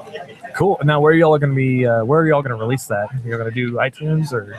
Yeah, we'll be on iTunes, YouTube, CD Baby, Spotify, maybe. I'm not sure about Spotify actually. Are y'all on Spotify right now? Yeah, we are. Our first 2 albums are on Spotify, Destrudo and the ZP. Cool. Okay, so check them out there, and that's a low-cost entry way to do that. Oh yeah, absolutely. I think once we're off the air, I kind of want to ask you how that works. Like Okay. the details behind being on Spotify. Yeah, I mean it's not like sorted or anything. No, that's fine. Okay, so let's talk your relationship with Marvel a little bit, if that's okay. That'll be fine. Are you fully licensed and permitted to do the Mary Jane's music and have that title with them? Yes, I think that now we are allowed to be the Mary Janes if we so choose. Do y'all have anything now? You don't have to tell us because we don't. I understand how business works, but do you have anything lined up with Marvel on any sort of official releasing on this, or has that been talked about, or is that something you want to do and pursue that hasn't been, done yet? It's something that we've definitely talked about amongst ourselves, and we've suggested the idea a little bit to them. We haven't really spoken very much with them outside the Face It Tiger song, Right. which we're in the process of signing the paperwork for Disney to buy that song. Great. Yeah, and so I don't know what they're going to use it for. I really hope they use it for something because I'd hate for them to just sit on it, But it'd be really cool to like see in an animated series or maybe like some kind of Mary Jane CD. I think. How badly do I want it to be like old school, Scott? When you would have like a comic book or a magazine in the back, you would see all the independent label music. Oh yeah. Like how awesome would that be? Like, and if you're just flipping through Spider-Man and on the back, like where the letter section is, just have buy this album today, iTunes, blah blah blah blah blah. Absolutely, we'd love to have DLCs in comics. Better than more Gillette advertisements. Right? Nobody needs razors. Everybody needs music. No, everybody needs sponsors. Nobody needs razors. All right. Yeah, Scott's our one of our bearded companions. Oh, yeah. Hey, Me, I let it grow scruffy. You have no facial hair. Let it grow scruffy. I could. I envy facial hair because it's just another opportunity to express yourself, and that's awesome. You have no idea. No, that's not true. I mean, like I express myself through gappiness and inconsistencies. That's not how I express Okay. myself. No, you get the scruffle going on. It's all right. Yeah, I aim for that. It's called laziness. Laziness. It's called Okay. laziness. Is that French? Laziness. Okay. Yeah. Okay, so that's exciting with Marvel and all that news. Now, do you feel when you're playing gigs at bars and stuff like that, they go, we're also the Mary Janes and we're featured in comic books, and does anybody else get excited or they're like, who, what? I mean, it's been surprising a few times how many people. The Spider-Gwen's scope is so huge right now, and we'll just be playing our normal set, and then maybe we mention, hey, we wrote this song for the Mary Janes in the Spider-Gwen books, and then once in a while we'll get people that come up and go, oh my god. And they don't say, I know what you're talking about. They just say, oh my God, it's my favorite comic and I'm so into it. And it's so well drawn and so well written. And like the colors and everything is so amazing. And then they go, and you guys are cool too. Oh yeah, y'all are great. Y'all are great. You don't ever get the like, and we're also Spider-Gwens in the comics. That one guy in the background goes, woo! Sometimes, I mean, not as often as I think we will in the future. No, and I think that's only going to get better. I think that comic book's got a lot of momentum behind it. Oh yeah. And well, it's phenomenal. It should. What's amazing is it has such a nerd following online. Yeah. Like the reason they call it Spider-Gwen is because that was like the name that they was denounced online for that issue. So absolutely, and they should call it Spider-Gwen. I think it has a good ring to it. I mean, Spider-Woman's kind of already a book. It's already a thing. So I think Spider-Gwen is the appropriate way in which to do it. Now I hope with this whole Marvel reboot that doesn't go by the wayside or anything. So now they've officially said the Spider-Gwen is continuing. Oh yeah, it's definitely.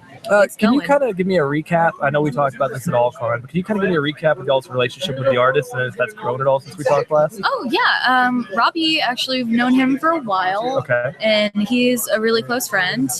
Not distance-wise. He lives in Portland and we live in Waco, but y'all we're in contact buddies. regularly. I guess we do friend things.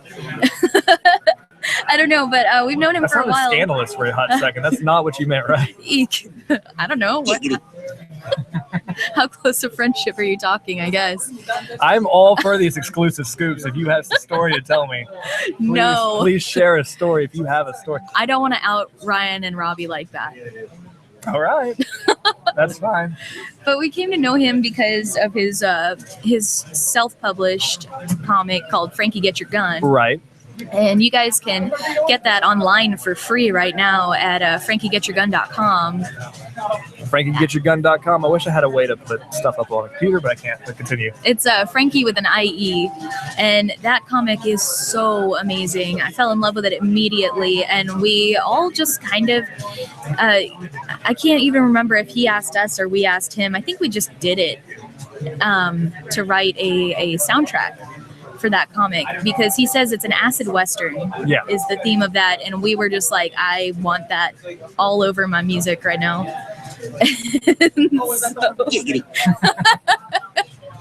And so we wrote that soundtrack. It's called Destrudo. We have it in vinyl and CD.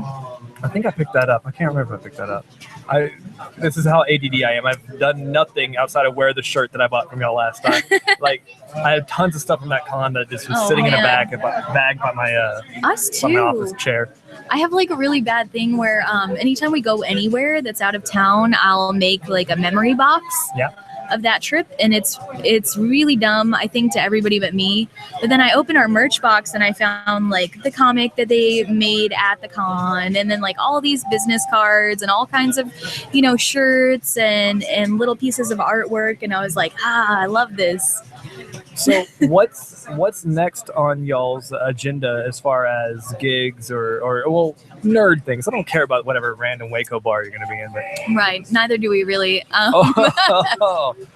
Boo. Poor Waco bars. Poor Waco bars. Where's the booyah on here? It's down here. All right. Yeah. We cut it off. I think. Well, we were talking to Little Rock, Arkansas about their con. Robbie's going to be there. I think Jason might be there also, Jason Latour. We were talking to them, and again, it was a situation where I think people don't realize how expensive it is to get 4 people and all their equipment out of state. Yep. So through no fault of theirs or ours, it was just a shot in the dark kind of thing, and I don't think it's going to work out, but we're shooting for Shreveport. Shreveport's local enough. Will be our next one. It's only 4 hours away, so we could ostensibly do that in our own vehicles. Aside from that, though, we're playing Heroes Con. Heroes Con? Oh, yeah. Y'all love the Heroes Con, don't you? Dude, in June in North Carolina. Mm-hmm. And, oh, my God, I'm so excited. The last time we went there, they were like family. Everybody is so golden. Y'all had stickers and stuff last time, or y'all, you've been talking about that for a while. You've been excited. I think we talked about that the last time we had the interview. So yeah, I think so, probably. Man, we're building a rapport. I love this. It's like, oh, remember that time we talked about this? We hang out now. Time? Yeah, we're BFFs. We're friends. We do friend stuff. Oh. My wife's the one viewer going, what she said? I'm so kidding. Yeah, it's fine. Hand check. Okay. Scott, do you have any questions? You're in a band. Come up, man. Oh man. Well, yours are the only ones, so we don't want to know what you're doing. One hand. Keep it blue, Scott. Do you have any questions? Since you're in a band, you understand how music works. I don't know. Do you have any questions? Huh? I said, do you have any questions? You're in a band. How do you guys write the songs for the... Do you do lyrics first? Do you do music first? Well, we kind of follow the same process that we do our own songs with, which is we say, hey, we really need to write a song for blank. And then inevitably one of us just goes, okay, da-da-da-da-da, like on our guitar, whatever. So it's a jam. And so then it always starts with a da-da-da-da-da. Yeah, the rest of us go, oh yeah, that actually sounds cool. And then after we get the song written, I'll do lyrics. Do lyrics after? Yeah. That always seems easier. I get so confused by people who do it the other way around. Well, actually, I write songs on my own too. I have like kind of a little solo thing going on that I do sometimes, but for that, lyrics always come first. I don't know why. Really? Yeah, it's super weird. For the band stuff, I like to know how the song goes before I put words on it. Right. But for the solo stuff, it's always like, it's inevitably like somebody pisses me off or hurts my feelings, and I'm like, I'm gonna write a song about it. That sounds like all music ever made. Yeah. Yeah. Except the Mary Jane stuff, like that's awesome because you get to imagine how somebody would hurt or piss off Mary Jane and write about it that way. It's a Ends conceptual. up even more vicious. Oh yeah, it's Vanception. I'm gonna really need y'all to go ahead and write a concept album for Mary Jane's. Oh. Like a full concept album. Like it's a concept album. So it would be as if Mary Jane was writing a concept album, and that's your concept. I don't know. This is Oh my throwing it God. out there. Yeah. That is so up our alley. And you're not a Rush fan. I'm not a Rush So you're fan. asking for had concept this- albums. What's wrong with you? Okay. It's actually the only 2 CDs we have right now are concept albums. One of them's about the inevitable and impending apocalypse, and the other one is about Frankie Get Your Gun. Which So there you go. You have plenty of experience doing that. We're gonna need another one, and we're gonna need it to be featured. I'm calling you out, Marvel. I'm gonna need that to be featured in the back of my Spider-Gwen issue, yeah, and a link on Marvel.com for downloading that. I want to see this happen. I want to see it. I would love that so hard. Yeah. There you go. There's Oh. another one. Good Lord. This is concept. It's I know. constant. Yeah. Oh my gosh. The photographers are showing off pictures here. Wow, he did a really good job on that. We don't even look a little bit dumb. He did great. That's gonna be my main picture on my MySpace. Yeah. Okay, Oh, so let's man, talk about where MySpace. people could find Married with Sea Monsters and the Mary Janes. Okay. Let's go through the list. Mostly our Mary Jane stuff right now is just on YouTube. However, once we get thumbnails and art up for it, it's gonna be on CD Baby and iTunes. Okay. And as far as our stuff, we're on Spotify, CD Baby, iTunes, and YouTube. Live video and recorded stuff. I don't know. We're just kind of all over. You can find us on Facebook and Twitter and Instagram. Okay. Do you have any what's your Twitter? Well, we retweet them all the time. So if you follow us at the show, Yeah, we're MWSM Band on Twitter. okay. If y'all want to follow us, and then just search Married with Sea Monsters on Facebook, and then on Instagram we're really annoying, and our name is just Married with Sea Monsters, all Yep. one word. I've never been annoyed. I thought we follow you, Yay! and I'm like, oh, there's always stuff going on there. Follow So, you too. but we can only do our best to help you grow your fan base even more. And thank you so much for coming out and talking to us, hanging out. Hey, thanks for hanging out with us. Bring Let's up the pass applause time. thing. Oh yeah. Married with Sea Monsters, yay! I enter and exit with applause only. So Yeah. All right. Well, Thank you thanks, so guys. much, and we'll be right back after this. awesome.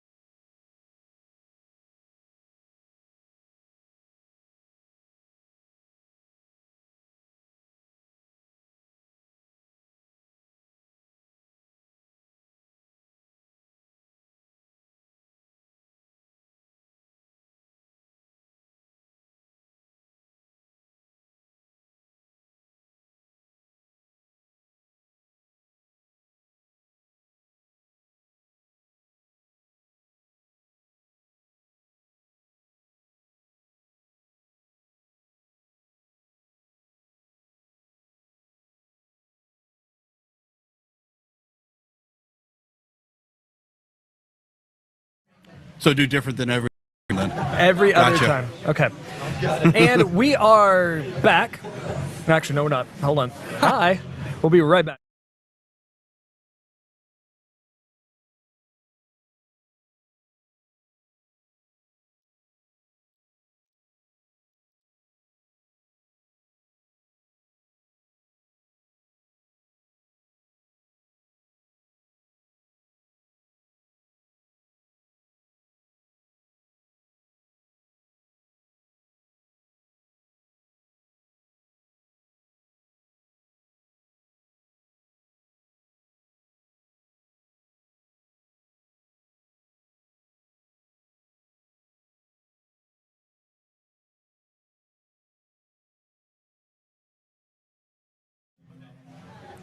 Once again, if you're tuning in on a live stream right now, we are having a technical difficulty. All of our camera guys said, hey, don't screw this up. And the first thing that they decided is, I've decided to screw up. And I'm like, hey, these guys, it's on them. Why don't you go play with your drone? Why don't you, yeah. We'll be right back before I insult any more of our professionals in the building.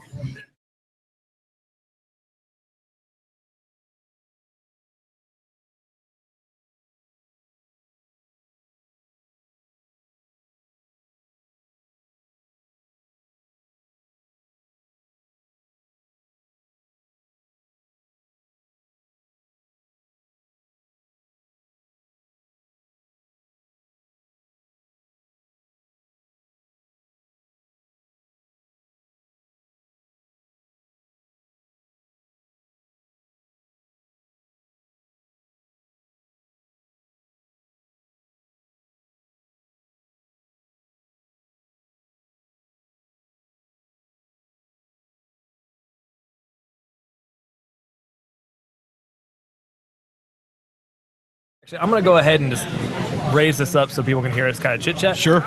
We aren't officially starting this segment quite yet, even though we do have a few viewers watching. We're going to wait to record, and we're going to wait to get the interview. So you get to listen to us kind of BS behind the scenes, so have fun. Yeah. This is the area where we don't care about levels. Gotcha. Have you seen a lot of cosplay over there? A lot of people walk over here that aren't under the age of 8. Right. No, I have seen a lot of cosplay. I've seen, there's been a big spider push lately, I've seen. Yeah, that's the second Spider-Man I've seen today. I've seen Spider-Man. I've seen Black Cat. I saw those two earlier. I saw a very small black costume Spider-Man. Ooh. Which I believe was a young human and not just a small human. A child, we call those. Human being assumption as well. Have you seen Age of Ultron yet? Who are you asking? Yes. Okay. Yeah, no, we went to my buddy and I went to the 7:00 show Thursday night, 3D IMAX. Man. Yeah. Or is that the one over there in Addison? Not Addison. We went to the one in Firewheel Mall. Oh. AMC. It's in like Garland. Okay. Yeah. That's G-Town is my home. G-Town? Mm-hmm. I avoid Garland. No. I never make it out there.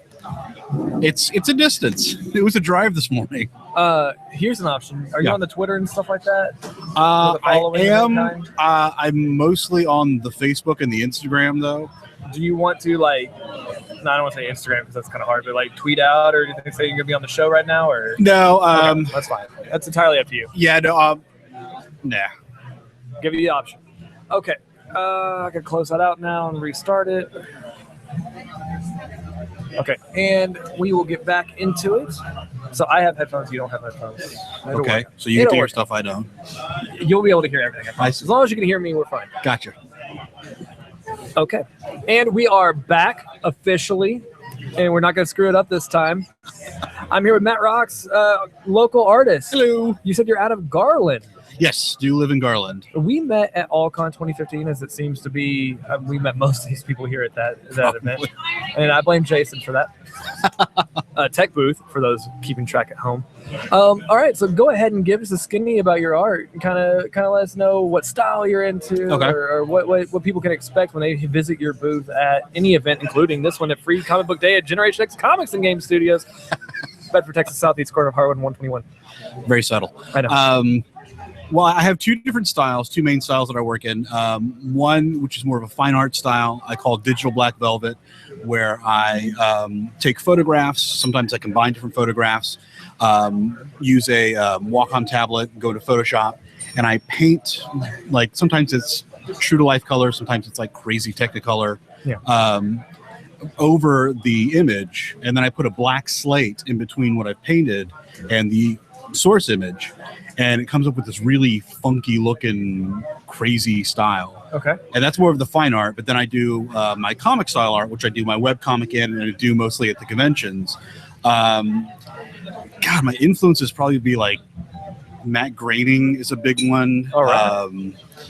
Anything with like really big round eyes. I really like big round eyes. Like, I don't want to say cartoony, but when you say Matt Groening, it's cartoony, right? Very cartoony. Like Berkeley Breathed from Bloom County's huge influence.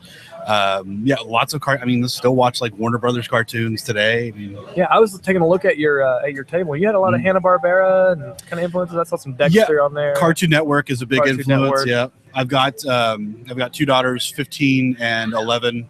And the 11-year-old, I walked out and she was watching Powerpuff Girls, and I don't know how she heard of it, and she's watching it for the first time, and I was just like, I love that kid so much. That's awesome. And I was gonna say, come on, you don't need to use your kids as an excuse to say that you watch Cartoon Network. It's easy. I mean, good for you. You have that, that excuse. Yeah. That. So, do your kids like your art a lot? Do you? Oh yeah. Do you ever find yourself like drawing on their lunch boxes or anything on their lunch bags? No, but anytime they ask me to draw something for them, I'm more than happy to. Sometimes they'll come to me and say, "How much would you charge me to do this?" I'm like, are you kidding? Seriously?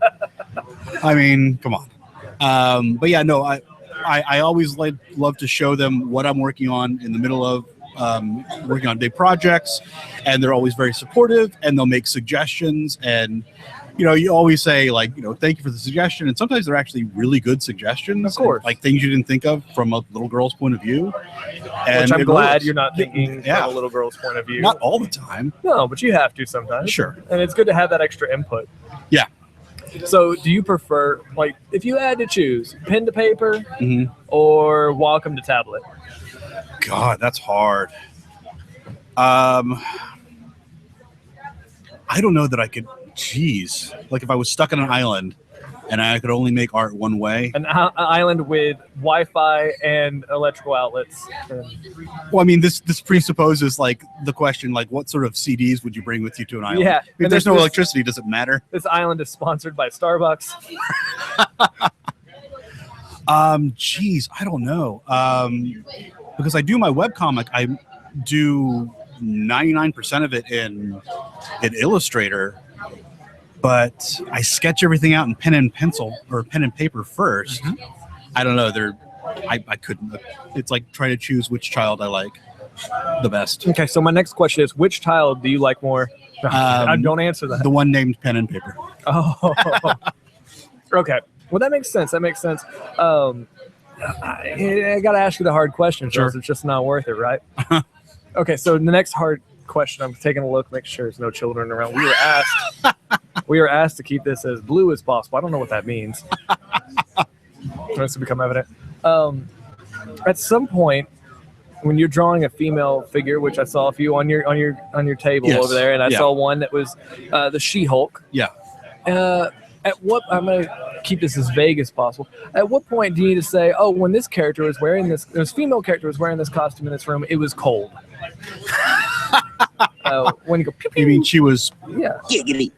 Yeah. She was pointing. Yeah, Gotcha. yeah. At what point do you decide this will help? Probably when you get to the breast area, you make those decisions. Well, yeah, I don't think you're like, I'm going to draw eyes up here, and then I'm going to draw eyes down here. Yeah. Well, for her, it was kind of like I was testing out a new style, and I really like to add shadows and highlights to my work. Yeah. So it kind of gives them more of a three-dimensional quality. And when it got to her, I figured, if everything in her is kind of enhanced and bigger and muscular and probably jacked all the time, everything is going to be jacked all the time. So when I started doing steroids, that was the first thing that popped up. I'm not going to throw another gig at you. I was going to say. There's no point. So I mean, that's when you first start drawing. Did you do like legit art classes, or did you teach yourself to draw? What did you do? My mother has a lot of artistic talent, and myself and my siblings all seem to get bits and pieces of her talent that doesn't necessarily cross over. Like, I'm pretty good with pen and ink. I can work the computer really well. My brother is amazing with markers and just using colors. My sister is fantastic with sculpture and with oil paints, which I can't control at all. It just becomes a big mess. Yeah. So what was the question? Well, I was just throwing it out there. Yeah. Like I did take, because I had a natural draw to drawing. Like, my parents tell me as soon as I could pick up a crayon, I was drawing. Yeah. So I guess because I had such a passion for it, I would take classes geared towards it, and also certainly do a lot of research. Like, now I do a lot of research instead of getting like any sort of books or taking a class on how to do something in Illustrator. If I don't know how to do it, I'll watch a YouTube video. Okay. Because they're all out there. So yeah, I mean, it's constantly training. I mean, and at some point, unless you're John Romita Jr., your art's only going to get better. I refuse to comment on that. We had a whole segment talking about how John, and you don't have to chime in. I'm just going to recap. We had a whole conversation about how John Romita Jr. did Demon in the Bottle, the Iron Man story where Tony Stark is an alcoholic and it comes to the light. Right. And then that looked very how to draw the Marvel way.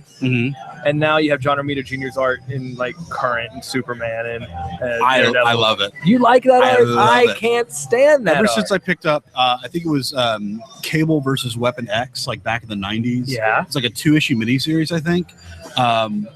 The way that he drew the arms, the metal arms, I was just like, that is so different. I've never seen that before. And it doesn't look like anything McFarlane's doing. And thank God it doesn't look like anything Liefield's doing. Wow, that's amazing. I was going to say, Rob Liefeld or Liefeld or however, everybody pronounces it. I say Liefeld. That's a running gag on our show. His art is just, hey, where's his feet? Hey.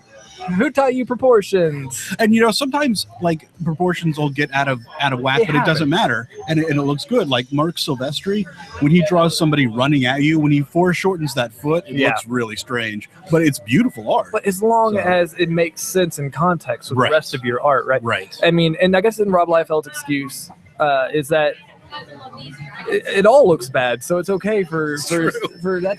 It's consistent. Now, I will give John Romita Jr. this that he's got a great eye for action and for set pieces. Yeah. And he's a very, very talented individual. Like, he draws some amazing set pieces, amazing shadows, and so he has it down. But I think he's moved a style into his art that's different, that's very true. Which I guess is okay, but sometimes it seems lazy. I don't know. So I mean, sometimes I know that I will see something that somebody else is doing. And I was actually talking to an artist friend of mine about this the other day. I'll see something somebody's doing, and I will sit down and I will copy, sometimes trace, sometimes just copy over and over and over again until I can figure out what are the elements I like and how can I take those elements and inject them into my work so that I can take what I like about that and have it influence my work that way. I mean, that's great. I think as artists, we're constantly doing it. You're constantly evolving. You're constantly evolving. And I think that's great. And then, you have your own flair and style that you want to make sure you tack on to the end of it. Yeah. Say, okay, this is my work. This is who I am. Right. All right. So you do a webcomic, and I always see you here at these cons, at these events and types of things. Do you still have the aspiration or any aspiration to jump into mainstream comics and actually work on any of those? I mean, I would love to. When I see things like Scotty Young doing all those covers, I mean, that is definitely not typical comic art. No. But hugely popular, and they're beautiful. They're silly little pieces. I don't know if you read Jail 8. Yale Stewart. Yale Stewart, and it's the mini Justice League. Right. I if love they're that like comic. in second grade or something like that. Yeah. It's awesome. But again, it's not traditional comic art. Or even there's Little Gotham. It was out. Was it like LIL Gotham? Yeah, Lil Gotham. Yeah. And I believe it was Wynn, or I don't remember his first name, who did a lot of the art on that. But it was very non-traditional comic art. So there's a place for it out there. Sure. Is that something that you strive to do, or are you kind of content with kind of what your scene is? I mean, I would love to. If I had the chance, would I jump at it? Yes, of course.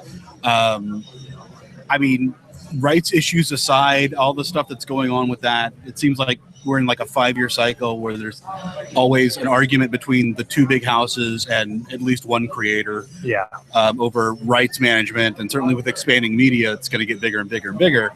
But yeah, I mean, I would throw all that to the side just to say, yeah, I got to work at Marvel once. I got to work at DC. That was amazing. Yeah. And I mean, like, and I see stuff, like I said, like with Scotty Young, with, I don't know if you remember Fred Hembeck. He was really big back in the 80s. I'd have to see 90s. He did this one, there was that one comic, The Punisher Destroys the Marvel Universe. Yeah, I read that. He did a parody called Fred Hembeck Destroys the Marvel Universe. And it was basically page after page of comic strips doing like vaudeville acts and like it's just crazy, crazy stuff. And he's another one of my huge influences, which, by the way, if Fred Hembeck, if you happen to be watching this, thank you so much for sending me that sketch card that I won on eBay of Blue Beetle. It's like my favorite thing ever. It's awesome. Oh, hey, at least you're grateful. Oh, absolutely. Yeah. We'll have to email him a link or something. But yeah, I mean, I love having the control of my own characters and be able to make up my own things. But most of like the sketch cards and trading cards that I sell at the cons are based off of Marvel or DC properties or video games, things like that. So I mean, I have a love for them, and I hope that they would let me play with their toys at some point. That'd be great. Let me in that sandbox. Yeah. Well, Matt, I want to say thank you. Where can people see your stuff? You want to throw out some Twitter handles, some Instagram handles? You can find the comic strip itself, Mattuna, Mattuna, at mattuna.squarespace.com. You can find Mattuna on Facebook. You can find some of my fine art at Matt Rocks Art on Facebook. You can find me, Matt Rocks, on Facebook. Yeah, we like, he's on our Facebook page and our Twitter stuff, so you can find him there. But go ahead and throw out your Twitter handle. Matt Rocks Art on Instagram, all one word. Yep. My Twitter handle, I think it's at Matt Rocks. It's either at Matt Rocks or it might be Mattuna the webcomic. Not only it's that. Mostly what I post on Twitter, though, is it's going to be feed over from my Instagram page, or I'll be telling you what beer I'm drinking at any point. Which is valuable information. Right, it absolutely is. It is. So, okay, thank you so much for coming out. It's been a blast talking to you. So, Matt Rocks, everybody. Yay. Thank you. All right, we'll be right back after this with another guest on the show. So, thank you. Thanks.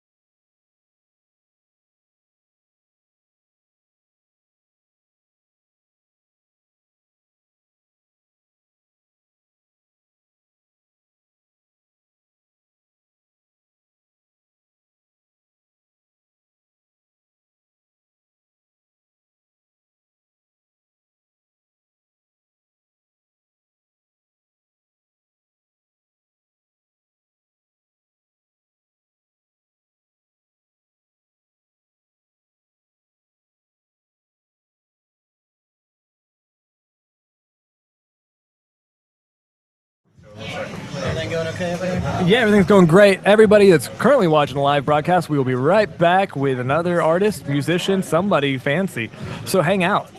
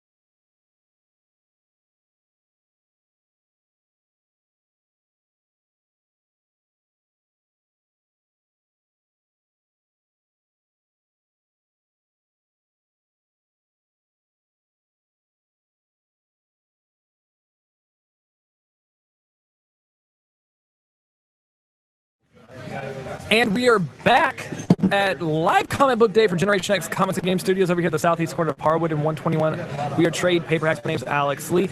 I am joined by a new guest here that we've actually never interviewed before, which is a first for this show.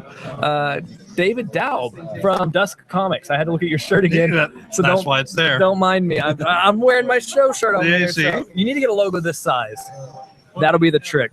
All right, so David, I saw that you have a booth over there. You have tons of books. So are you creating every single one of those? Or no, when I started out, it was just me and my writing, but I decided to take my publishing seriously. Okay. Not that I wasn't before. It looks very serious. Like it's some well-bound books, and it looks great. So I started publishing other people's books too, because I'm not just a writer; I'm a publisher now. So. Okay. So now tell me a little bit about what is it? A specific genre? Is it a specific? We try to focus more on darker fare. Okay. Nothing too heavy, but we prefer more the supernatural, the horror, the more bump in the night sort of things. All right. And so kind of tell me how long has the publisher been around? How long have you been doing this? I've been about doing it. LinkedIn sent me a message the other day and told me I've been doing it 6 years. So LinkedIn gave you the work anniversary. Yes, yeah, yes it did. Nice. I get those from time to time, about once a year. But yours is a lot more interesting than mine. I'm going to go ahead and throw out. Nobody cares about marketing analysts or podcasters. It's all about the production. So go ahead. You brought some books over. Were you going to show these off? Yeah. Jason, your lovely sidekick over there. TechBooth, for those keeping track at home. He told me to bring over my newest stuff. And okay. Dusk, this is volume 3. So this is Dusk volume 3. If you could check that out, I'm not give you kind of more of an opening. It's the continuation of our flagship title. Very steeped in the vampire lore. Plenty of the blood, the drama, the redemption, all that. The angsty goodness. Kind of give me the back of the leaflet summary of the Dusk volumes, at least 1 and 2, to kind of get us kind of an idea of what's going on. You don't have to do any spoilers, obviously. But no. The basic gist of it is about a young lady who comes from a kind of broken home, very abusive sort of relationship, and she's sucked into the supernatural world, and she's so traumatized that when one vampire, who I always say he's not a hero, he's just more pragmatic, like you do evil things to further your goals, not just to be a dick. Sure. I can say dick, right? You can say whatever you like as long as there's no little children around. Okay. So when he saves her, she feels an attachment because he did good, and he wasn't doing good. He was just, again, he's like, well, that's wrong. There's no reason to keep you in prison. I let you go. Why would you want to stay here with us damned creatures all the time? Right. Makes sense. So it's that ongoing thing to where he's not going to push her away because she's a grown adult, but it's an environment not really meant for people to live in. Don't be surprised when you get your old neck bit, right? Yes. Okay, that makes sense. Yeah. And are you seeing a lot of good response from that, or are people enjoying that as a kind of a... They are. I interestingly, and I get mixed responses because with vampire stories, I didn't want to tell a straight linear, like, oh, these are the mysteries and all that. So they're all separate stories. So they give you little, I always like to describe it as little flashes in the darkness, so you can just glimpse things. Yeah, okay. But some people, since, Western storytelling is very linear, they're all like, well, I can't follow what's going on. I'm like, but it's my pet project, so I have more fun with it, messing up the rules as it is. Do what you got to do. Mm-hmm. Keep that integrity for you, Yeah. And it's not for anybody else. It's what you like. Otherwise, I'd be at the day job if I, there's no money in comics. I think I've heard that a lot today. Yes. But that's fine, because that means we love it, and that's why we do it, right? You do it for the love. All right, so what's this other one you got going on? This other one is I was doing more of a Victorian Penny Dreadful. Oh, okay. So what's the title of it? It's the Trials and Tribulations of Miss Tilney. Trials and Tribulations of Miss Tilney. I love the art on the front of that. And that's the second volume. And that one, I played, to give a little history of Penny Dreadfuls. Back in the day, they used to sell really short books or stories for a penny. And they were called Penny Dreadfuls because they were the most salacious, rambunctious stories ever. So no one of any class would read these. So that's why it's just a good romp about a young lady who wants to be a reporter, and she gets mixed up with all these crazy antics with magic and tigers and all that. And it's just, and I even in the back we write a penny dreadful to give it more of it, the feel. Now, I hope for you, after we just had a whole conversation about that, there's no money in comics, that you were charging more than a penny for this thing. Yes. So we make allowances for that. Like another book we have, which was a play off of a public domain character. Okay. Which one? Go ahead. It's public domain. Go ahead and tell me which public domain character. I can't say her name because that's trademarked. I found that out when I published the book. It's like, oh, you can use the character all day. You just can't use her name. That's weird. But it's one that everyone from Alan Moore to Alex Ross has played with.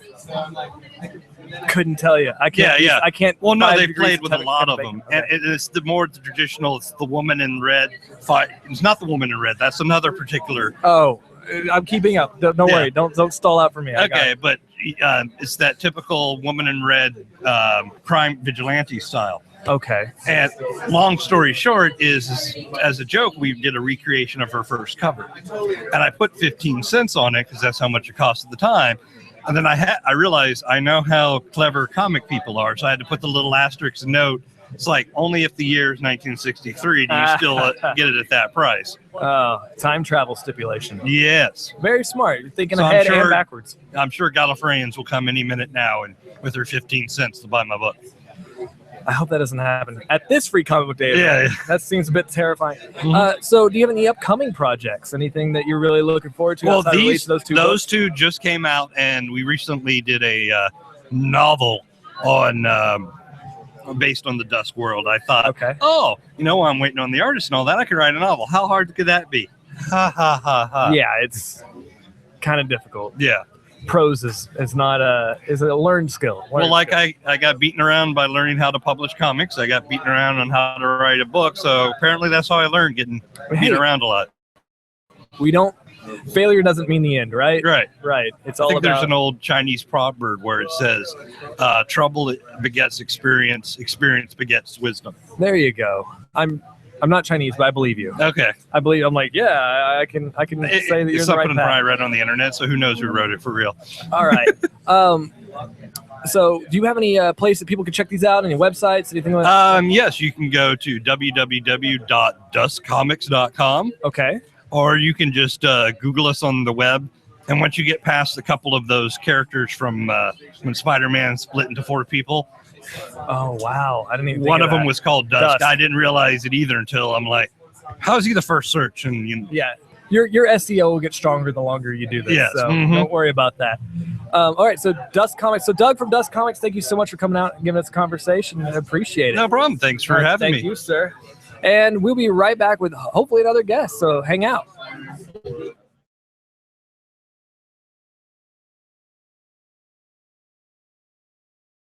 Hey, we're back, and I screwed up hardcore. It was Doug from. It was your last name, Dow, and no, I get that a lot. If I had a dollar, man, I screwed that up. David from Dusk Comics, thank you so much for not a screwing that up and not punching me in the face. We will be right back now that I've screwed that up now twice in the show. It's a 3-hour live show. We're gonna have problems. Thank you for correcting me. We'll be right back. No problem.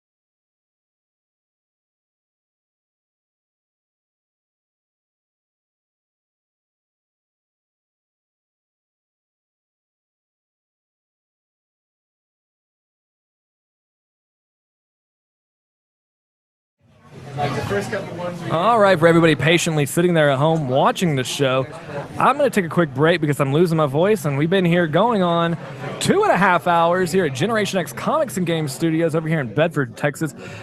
At the southeast corner of Harwood and 121, come say hi to us, come say hello. It is the most comic book looking place on that corner, hell, even in the mid-cities. So come check it out. Come watch some bands play. I think Companion Cube is going up at 2 o'clock. So if you want to come out and watch some crazy, just great covers of just everyday nerd music, you're going to enjoy them. I'll try to get them on the show when their set wraps. But in the meantime, hang out. We'll be right back.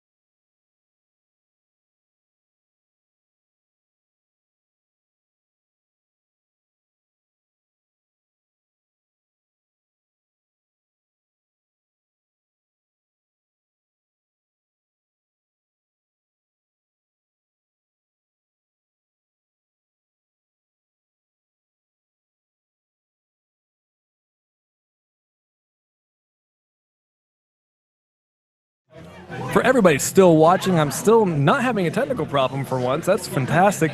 I'm actually having trouble tracking down people to come talk to me, not because they don't want to talk to me. You would think that they wouldn't want to talk to me. But the reality of the situation is that they're all very busy making money and having fun at Free Comic Book Day here at Generation X Comics and Game Studios in Bedford, Texas, the southeast corner of Harwood and 121. So make your way out here and come talk to me because I have nobody to talk to. The Married with Sea Monsters guys are busy drawing dirty things in books, and there's a ton of people over here playing Magic. There are children, young children getting face paint. It looks amazing. I don't know the face painter's name. I was introduced to him earlier. He's a great guy. There are artists, books. David from Dusk Comics, whom I just talked to, not Doug. We got Doug Funnie over here, which is probably why I screwed that up. He has a booth. Matt Rocks has artist. There's a whole bunch of things going on here. Music outside. Companion Cube's about to go live. It's gonna be fun. It's gonna be great. Come on out for Generation X Comics and Game Studios, and we will be back.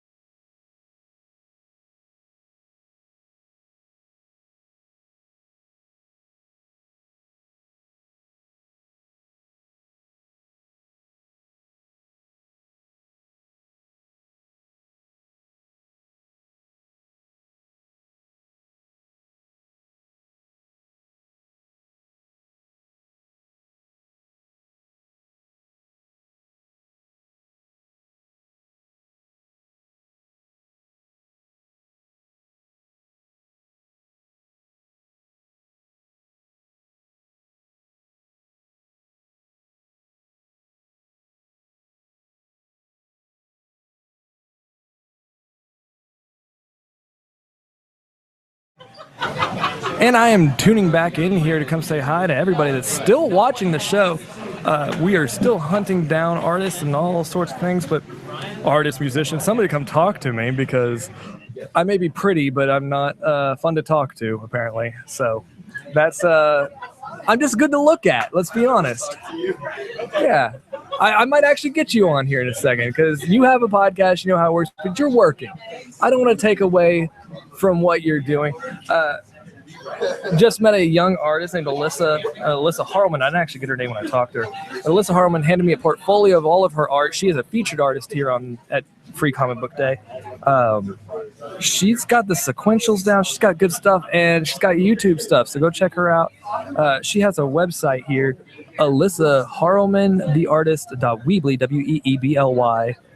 So that is Alyssa, ALYSSAHARLEMAN, theartist.weebly.com. Go check them out, or go check her out. She's talented. She's up and coming.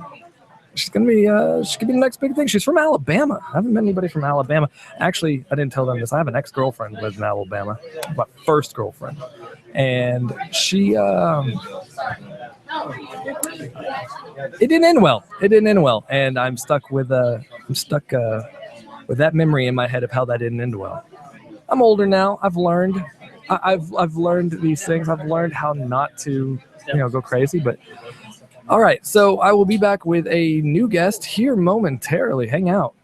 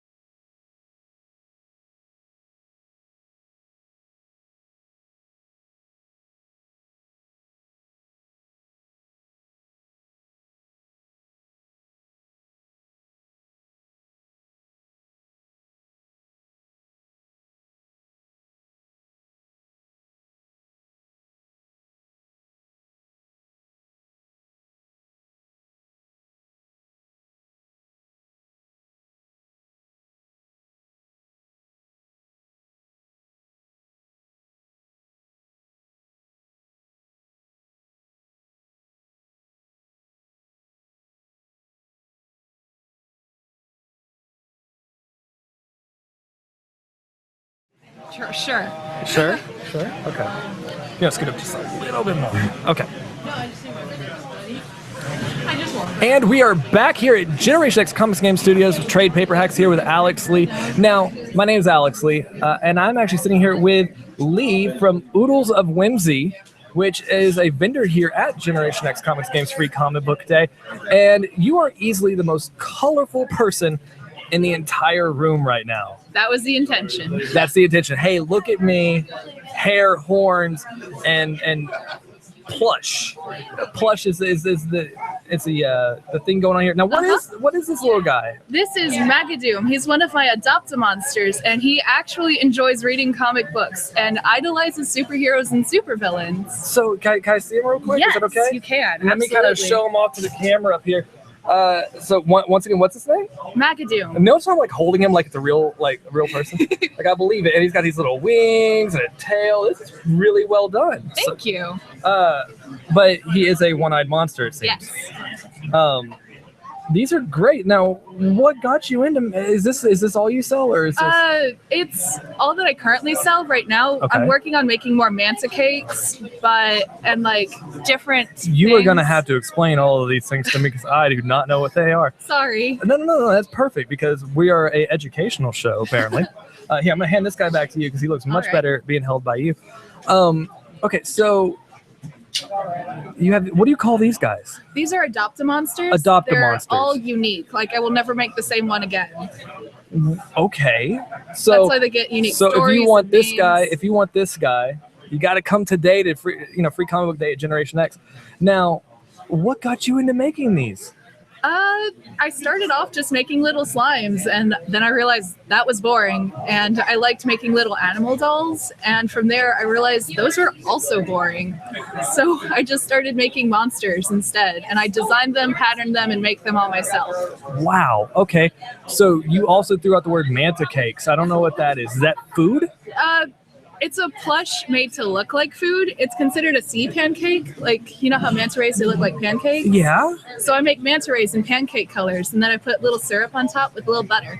And it's all cloth or all felt? Yes, it's all fabric.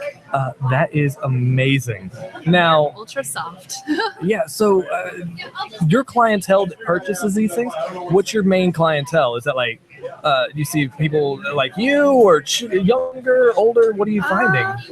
I usually find people in like the 20 to 30 age range. Really? At conventions. So it's just kind of like that whole culture of people are just really into adorable things, I guess. Like that is amazing. So, I mean, I know a few younger folk. I mean, like family, like my nephew would probably eat one of those things up, and he's 4. And so it's a thing of all ages, right? Right.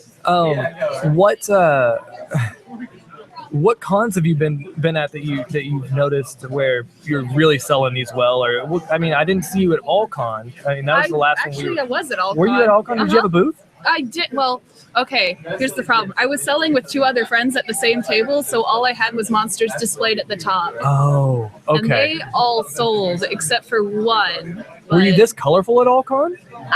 Yes, because actually, I was wearing horns and everything. I swear I would remember you.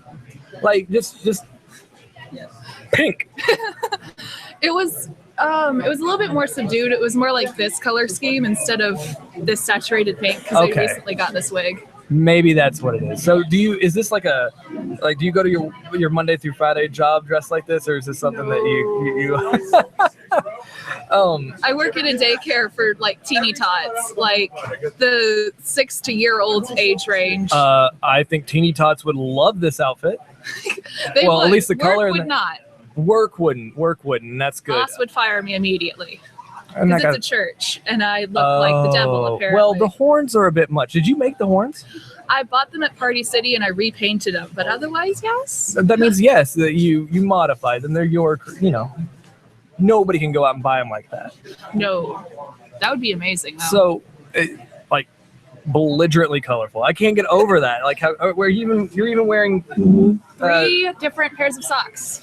3 different pairs of socks. Now, I'm not going to ask because you're wearing a dress. I don't want you to like show people on TV that would be a little odd. On Although the I could just internet. stand up on a chair, but that is also attention grabbing, which is fine.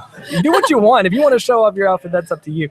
I think this is all fantastic. Have you met anybody here at Generation X Comics and Games Free Comic Book Day that has been interested in what you got going on? I mean, I've saw plenty of people dropping by your booth. I've met a couple of people, and they've all been like, "This is really unique and it's really awesome."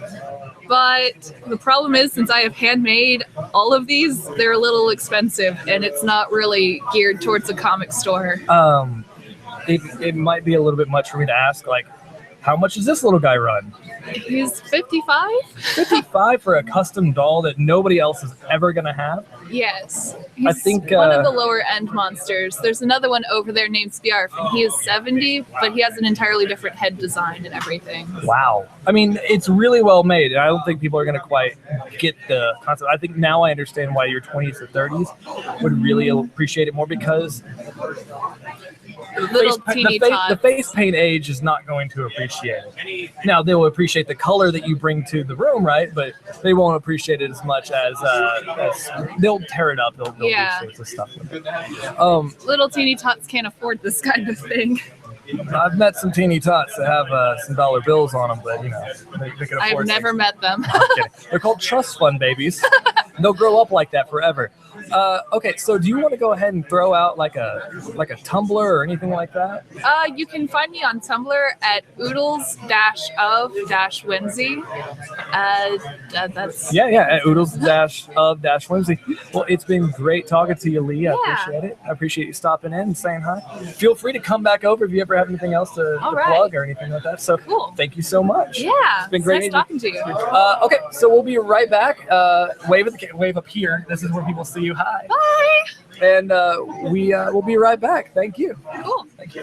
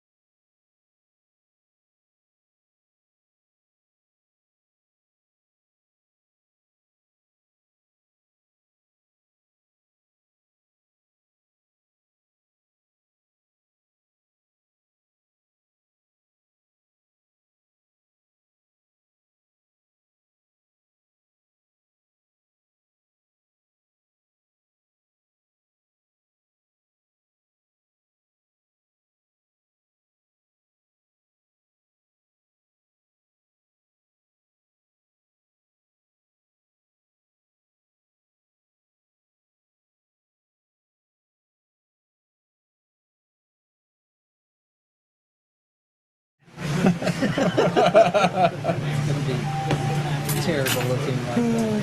That's what you should do. Add it. We need it. It's a scrapbook. It's for the store. That wants to do it.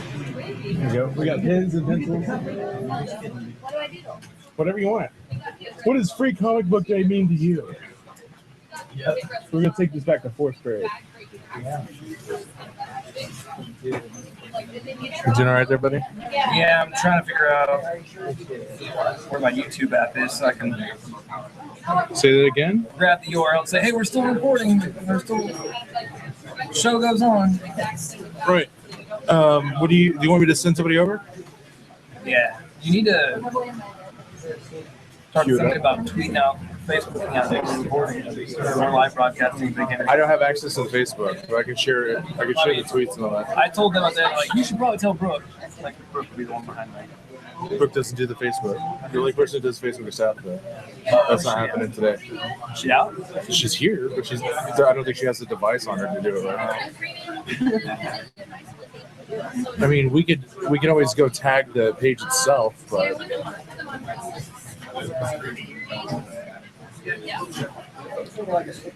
Yeah, so anyway, it was freaking awesome. Yeah. So, oh god. But so what do we do to Scott? Scott had to run off to work. What? Had to run off to work. To work? Right here, buddy. Good to see you, Matt. Yeah. Listen, there's nothing wrong with running every day. Is there nothing wrong Is this this is Matt. We're gonna see him in 2 days. Oh, now I want to talk to you now? Get out of here. Oh man, I totally forgot about that. Yeah, that's my show happening. is edited. It's completely Is it free. Is it really? Yeah. I do edit my shows. Man, hey, he totally represented you. Yeah. Saying Completely wrong. when we were going to be on the I messed show, it all up when we all were the way going to be on the across show, Wrong running every day. day, Yeah. Wrong day, wrong censorship level. I'm an a-hole, man. What can I say? It's bad. Running every day raises your risk for getting hit by a car. It doesn't I thought we were going to the real world stats. good recovery time. Brought all my kiddos out. Well, Awesome. 4 out of my 5. Right on. So, yeah. Yeah, we all got our little fake comic books. And then I brought a Batman. Nice. Hello. For everybody still watching, we are currently holding off on recording because we are waiting for more people to come join the show. So hang on.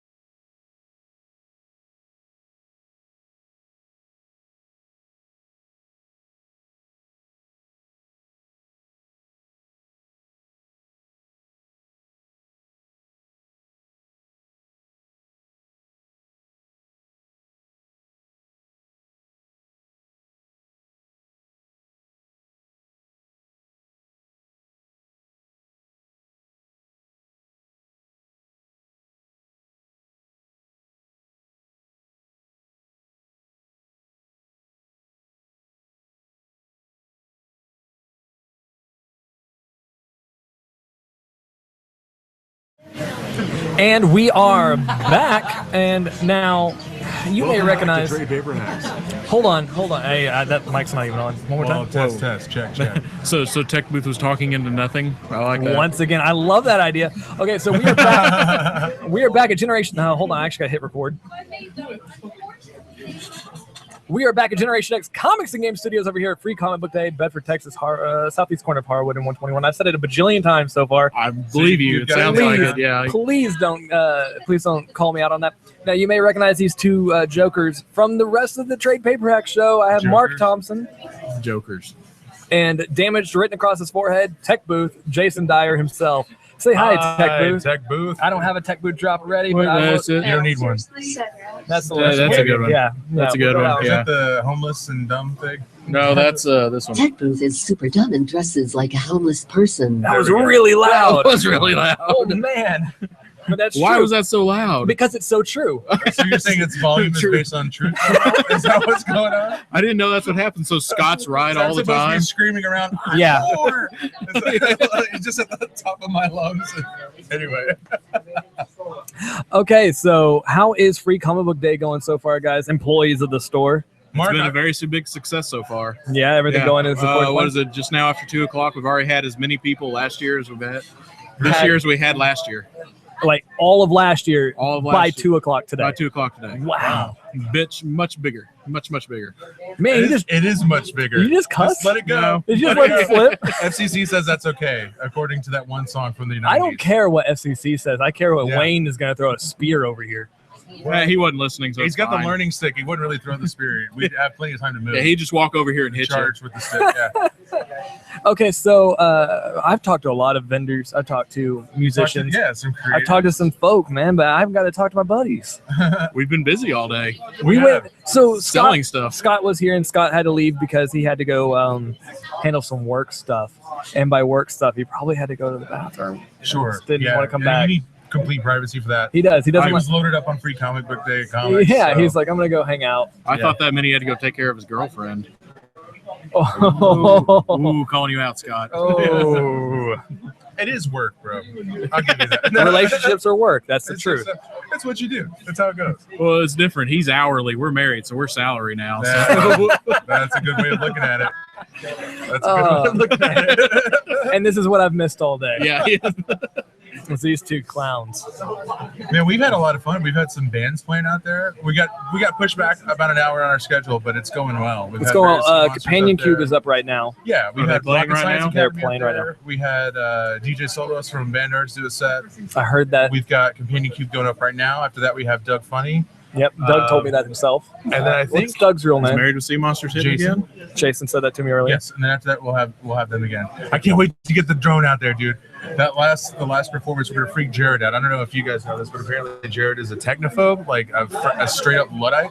And so having this drone fly around is gonna trigger some kind of There is a drone prehensile, for those just tuning. post-traumatic stress syndrome. Where For do we those get a just drone tuning at? in. Okay, so The drone Greg is and from the Tyler camera, out of yeah. Pomegranate Sunshine from Austin, Texas, brought a quadcopter with them. And we've already caught some awesome footage from when Rocket Science Academy was up there. Very And cool. we're gonna get some more for the last set.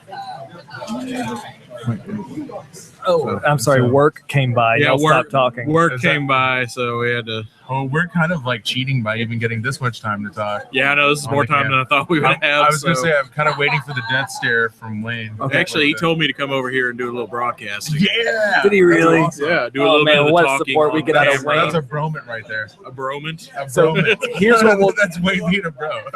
Here's what we'll do. We'll go ahead and give Generation X Comics Games in Bedford, Texas, another shout out for Free Comic Book Day for Yeah. them letting you come out That's and where we talk. And we are still live broadcasting. I know we said we were going to end it too, but that kind of fell off. I might have to go order lunch or something. I'm about to fall over dead here. We got some pizza back if there. you want some. Some pizza? All right. Yeah. I mean, I know it's not quite for your diet, but I know he might have to go Hey, run for a you know while. what? We should get lift him some some- weights. I'm gonna spring after rolls. when I leave here, I'm gonna go do deadlifts. Just That's because. no, that's just in the plan. Oh, okay. I'm gonna be meeting with Shane Phillips, our Okay, yeah. our trade paper hacks personal trainer, and I'm gonna do Right. some deadlifts. That's the plan. After this, not after this recording session, Yeah. but after all the stuff today, I'm going to a CD release party for Down to Zero in Dallas. I'm going home, going to bed. That's weird. I just feel bad about I'm worried about the shop right now Why? because there's an animal outbreak. An animal outbreak? Yeah, because there's 2 wild pythons. Really? 2 wild pythons in the Look at store. them garter snakes. It's not even that, dude. You remember those things you get from Chuck E. Cheese? Like the multi-hinged snakes? Yeah, that's what's up. 2 wild pythons were loose in the store. Yeah. Yeah, that didn't work. No, it was funny though. Earthworm Jim song started playing in my that's head. All right, guys. Don't you have to get back to work? We probably should. Yeah. Who do you want me to bring over here next? You want to talk to Doug? You want to talk to Pomegranate Sunshine? I want to get the face painter guy to come. The man's busy. I want to get him right damaged across my forehead. Okay, but you got to do one interview before then, and let the kids get their shot. Yeah, the kids have to get their face. I don't really want that. For the record, we're talking about Mr. Austin Talley, husband of one My Talley, one of our artists who are out here for Free Comic Day. Been painting faces all day long. And he's got some killer X-Men artwork over here too. So I love his stuff. He's queued up to do all the face painting. Eventually, we're gonna get some Jared Leto Joker makeup for Alex's forehead, and maybe you'll get to see an interview with Doug Funnie and/or Pomegranate Sunshine and whomever else we can put up here. Yeah. So we'll be right back. We're gonna grab those folks. I'm also gonna tweet out that we are still live. Even though we said still live, even though we Generation X Comics and Game Studio. We have not stopped being live yet. Yeah, we are still not dead. Right, we're not still dead. not dead. We're on air. anti-dead. Okay, we will be back. Bam. All right. All right. All right. All right. All right.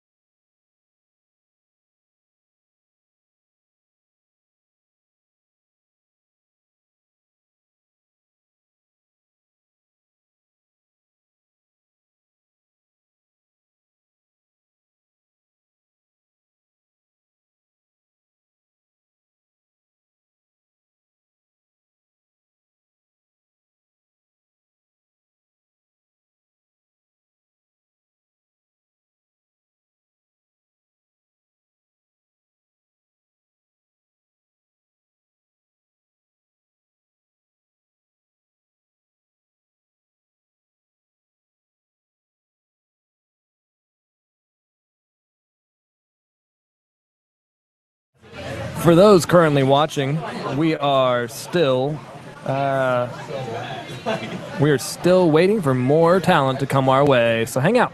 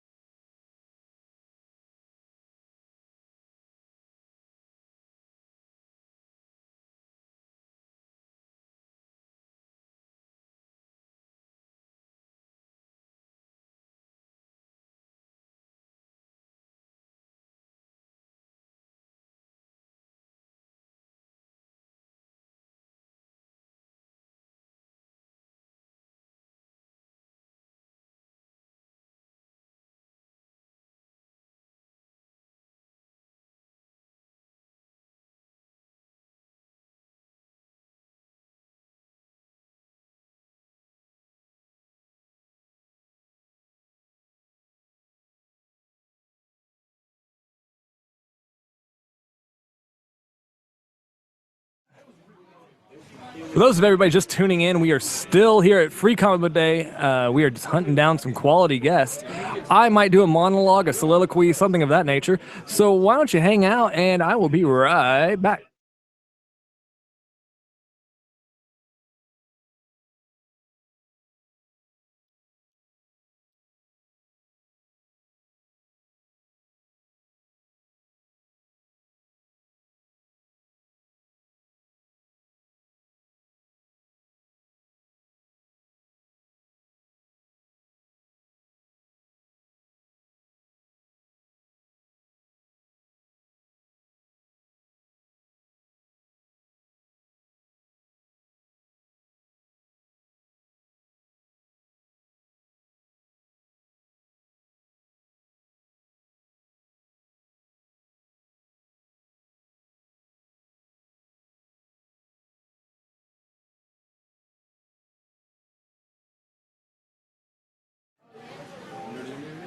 And I'm going to go, well, here, I'm going to hit record. And I'm going to go ahead and give you a conversation about Free Comic Book Day here at Generation X Comics and Games Studios in Bedford, Texas, southeast corner of Harwood and 121. My name is Alex Lee. I am the trade paper hack leftovers. I'm the only one here. Scott had to leave earlier. You might have noticed that Scott has gone MIA for the last hour. He had to run off and do work, as much as we made fun of him for that. It was a great contribution to the show earlier today, and we do always enjoy having him on the show. There's plenty of vendors, plenty of everything out here. The owner of the store is walking by. Say hi to him. We're going to keep live broadcasting until they kick us out, until they say, hey, store's closing, get out of here. I've earned let me rephrase that. I have a brand new respect for any live broadcasting journalist or people that are on radio 3 hours a day, having to come up with this kind of content every single day. I have grown as a person doing this, having this experience. There's pizza over there that I have been avoiding because I knew that I could not keep up this pace if I went Nate.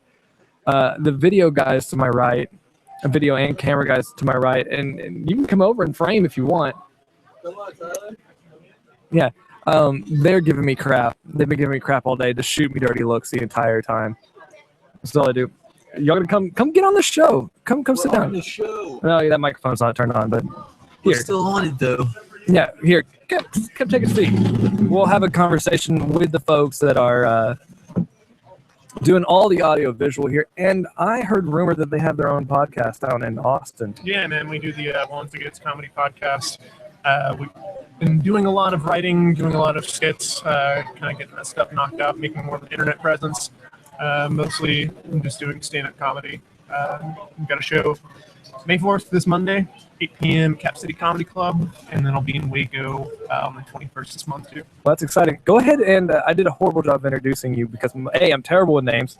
Wants&Gets Comedy is a podcast that is so far a lot more successful than ours, even though it's younger. So what names? Introduce yourself. I'm Tyler Valenzuela, and this is Greg Morgan. Greg Morgan, also known as Pomegranate Sunshine. Pomegranate Sunshine is company name, I guess you can call it. Company name. Moniker. Don't be afraid to get a little bit closer to that mic. Yeah, because it is loud in here. Yes, it is. I forgot about that. So y'all have a comedy podcast. I'm under the impression that requires y'all to be funny. Is that the case? Yeah, there's drinking most of the time. Alcohol involved, but you're working today, so you're sober, or did you pregame? Oh, no, we're sober for this one. We left Austin at like 6. It was just 30 minutes too early. Yeah. See, here's the thing. Every single time I go to Austin, I've never left sober. That sounds about right. That's my experience with Austin. I've had it multiple times where we're driving to downtown Fort Worth, and you hit that bridge that split that takes you to downtown or takes you to Waco. Yep. And we're like, let's just go to Austin tonight. And it's a 12-hour adventure of going hammered, sober, drive back. Yeah, man. I think now I've started straying away from going downtown and going to 6th Street. It's usually a bad time. I guess there's like a point of no return. And if you get there, you can end up drunk arrested, possibly some indecent exposure. Some poor bike cop's gonna have to drag you away. Some bike cops, yeah. Like we can just run. Just run. I'm gonna jump up a curb. They'll never be able to get me on their bikes. Pretty much. I think the weird thing, the guys that wear the shorts. The bike cops with shorts? Shorts, yeah. I can't take it seriously. I can't call you sir. And when their you're wearing quads short are staring shorts. right at your face. You can see his hairy quads. You can see like where the bike shorts have rubbed away hair that they'll never be able to grow back. Red rash and stuff. It's disgusting. Oh, and the tan. There's always a biker tan with those shorts. It's the bald guy, and he's got like the reflective sunglasses on. They're Latino below their knee, and then above that, they're Irish. That's I'm just kidding. I like Austin cops. Yeah, Austin Please cops don't are knock great. down my door. And they will in Austin. They're like, every time I've always gotten harassed by cops when I was in Austin. I've never gone and not gotten harassed, but that could be why I don't drink There's anymore. a dark zone called Williamson County. You want to avoid that place. Stay in Travis or Austin County, and you'll be good. Okay, so y'all got into Wants&Gets. Are y'all the key people on that show? Or Yeah, it started out with me and my friend Bob Rivas. Me and him just started getting into writing, and Greg Morgan jumped in, started writing with us. It's been a lot of fun, man. And the whole concept of it is that it's as weird and cultish as it sounds. If you want something, just do it. Go get it. That's the whole concept of Wants&Gets Comedy. It really started out from like playing video games, man. Joke with people if they were bad at a game, just tell them that they don't want it enough. And it's rage-inducing, but then it became a philosophy, and we stuck to it. And now we got videography going as well. It's a good concept because it really push you into like getting further and further into what you want to do. Like, I wanted to be a writer, and I was like, all right, well, I guess I need to do stand-up if that's where I'm going to go with this. Throw yourself in. Yeah, and so that's literally what happened. Well, that's exciting. I mean, like, did y'all do the videography stuff before the podcast, or is that kind of a recent adventure? Because y'all got a lot of really new-looking gear. Thanks. I saw a robot, a flying robot, like a flying pterodactyl for aerial shots. Aerial shots. Yeah, we worked together at our day job, and we'd go to lunch, and every day at lunch, we would always talk about how we're going to escape the day job. And so it was, what do we need? And every time we talked about what plan we had, it always revolved around a camera. Like, yeah, we need something to record it with. We thought of a good skit, and then we needed what? A camera. A camera. You have to be able to get this out there somewhere. Exactly. You got to be able to. out there. Do you want to kind of shout out what kind of gear y'all have? Because people are always curious about what the behind the scenes. What are y'all using to get these shots that have been on Facebook all over? Generation X's Facebook today. Like, what kind of camera are you using? What kind of? I'll let Greg handle that one. Yeah. So as far as the quadcopter drone goes, the robot pterodactyl. The robot pterodactyl thing. That's a DJI Phantom 2 with the GoPro on it. Yeah. And just, you see those things really ever, just a white thing that's flying in the air. Yeah. And then I call those hallucinations. Yes. Okay. I know. Fever dreams. Scary stuff. I'm spying on everyone, let me tell you. And then I have the Canon DSLR, which is just the 700D. And then I have a Rokinon lens, a Cine lens. So get some movie quality stuff for everyone. Looks great. What do y'all do for a day job? I can't name the company. Okay, but what kind of business is it? We work with pets. We are veterinary assistants. Okay. We save animals. Yeah. We're great people. The ladies love that. Yeah, you know how sensitive we look talking about our job? I love bunnies. Yes. It's pretty awesome. I mean, there's some dark sides to it, of course. Yep. There's always, sick pets and things like that. But it's fun because you get to see a lot of these dogs that you really don't want to take home. Like, don't get me wrong, I really like the Great Danes and stuff like that. I would never want to own one. No. But with this job, I can at least hang out with one for like 30 minutes to an hour, and then someone else has to take it. I mean, have you ever just been sitting at a bar? I don't know y'all's marital status or relationship statuses, but have you ever just been sitting at a bar and a girl will come up and you just kind of look down and you're like, hi, and you're like, I'm sorry. I care about animals too much, and it's just been one of those days. Yes. It works. That's I I have a Slaying. shirt that says "Save a life, adopt a pet," and I've worn it downtown Austin. That's for all you men out there. That'll do it. That'll do it. That'll do it. Look who I tricked on getting on the show. The guys from Wants and Gets, and also Pomegranate. Plugging everything I possibly can. Pomegranate Sunshine. We're repping everything. 7 people who might be interested in the show. So Nice. that's 7 more for you. If anyone is booking here in Dallas for comedy, find me, Tyler at wantsandgets.com, or get at me on Twitter. And if you're in Austin on May 4th, funniest person in Austin, watch he's my going show. for it. And then Comedy Central, if you're listening, I've got great ideas. I actually just looked at Comedy Central is never listening. That's They make it a point to not listen. Probably. The Tyler kid's on there again. do you want to work like 30 seconds of your stand-up or something? No. Oh God. No. Tell us a story, or is it all totally inappropriate for this? Yeah, for this atmosphere? I'm not allowed to do my stand-up here. I was told to be in my best behavior. That's what they told us, and then I Watch brought my you guys language. on. I don't think we've said any bad words. No, y'all I've done slipped great. A couple times, but- You should see our podcast. I have. I listened to the Oh, first. Okay, so I tried listening to the first 2 episodes before my ADD got a hold of me. Yeah, no, ours are And- long. It's ridiculous. And no. I'm talking about like that's why I didn't continue listening to the like episodes 3 through whatever you're on now. And it was the vibe I got was, hey, the first one I think was you were just drunk in your house recording by yourself. That sounds right. And then the second one, something happened with the audio quality, and I had to turn it off to get with it. No, those growing pains. No, if you go and you listen to our first few episodes, garbage quality. And now then we got these microphones, and You we're just got to throw yourself into it. I mean, that's how anything is. I think you learn a lot more just doing. Right. And what's sad is, was it 10,000 hours until you become a master at something? Yeah. And here we are. We're on episode. This will technically be 27. Episode 27. That's only 27 hours. So I have a lot of episodes ahead of me before we get comfortable on this. But thank you so much, guys, for kind of walking over from your neck of the table. That was far, Yeah, man. of course, Ooh, man. Thanks I'm for out having of us on breath. here. I appreciate it. I mean, you probably want to go work, go get some water, some protein in you. Yeah, and then you guys can come down. I'll be flying my drone whenever the band comes out again. So if you guys want to see that, we're in whatever city we're in right now. We are in Bedford, Texas, There the we go. southeast corner of Harwood and I love 121 at Bedford. Generation X Comics and Game Studios. Thank you so much, guys. Thanks. All right, we will be back after this.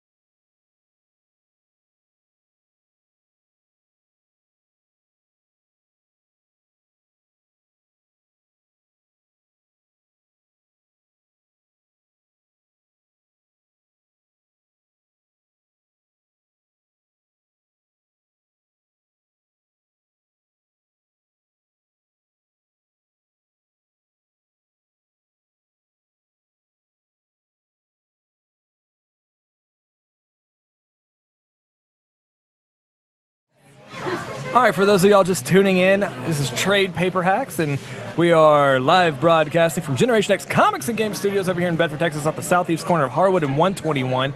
And I am currently broadcasting TechBooth. Can you give me 1 second? And we are here for Free Comic Book Days, to come out for all your free comic book information and stuff. TechBooth has a message for me.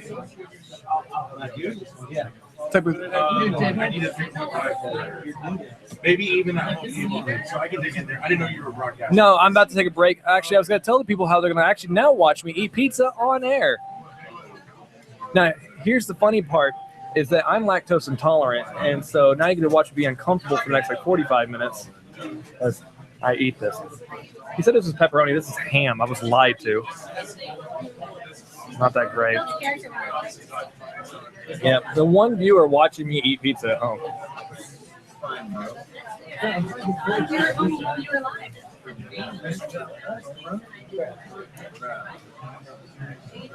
We will be right back.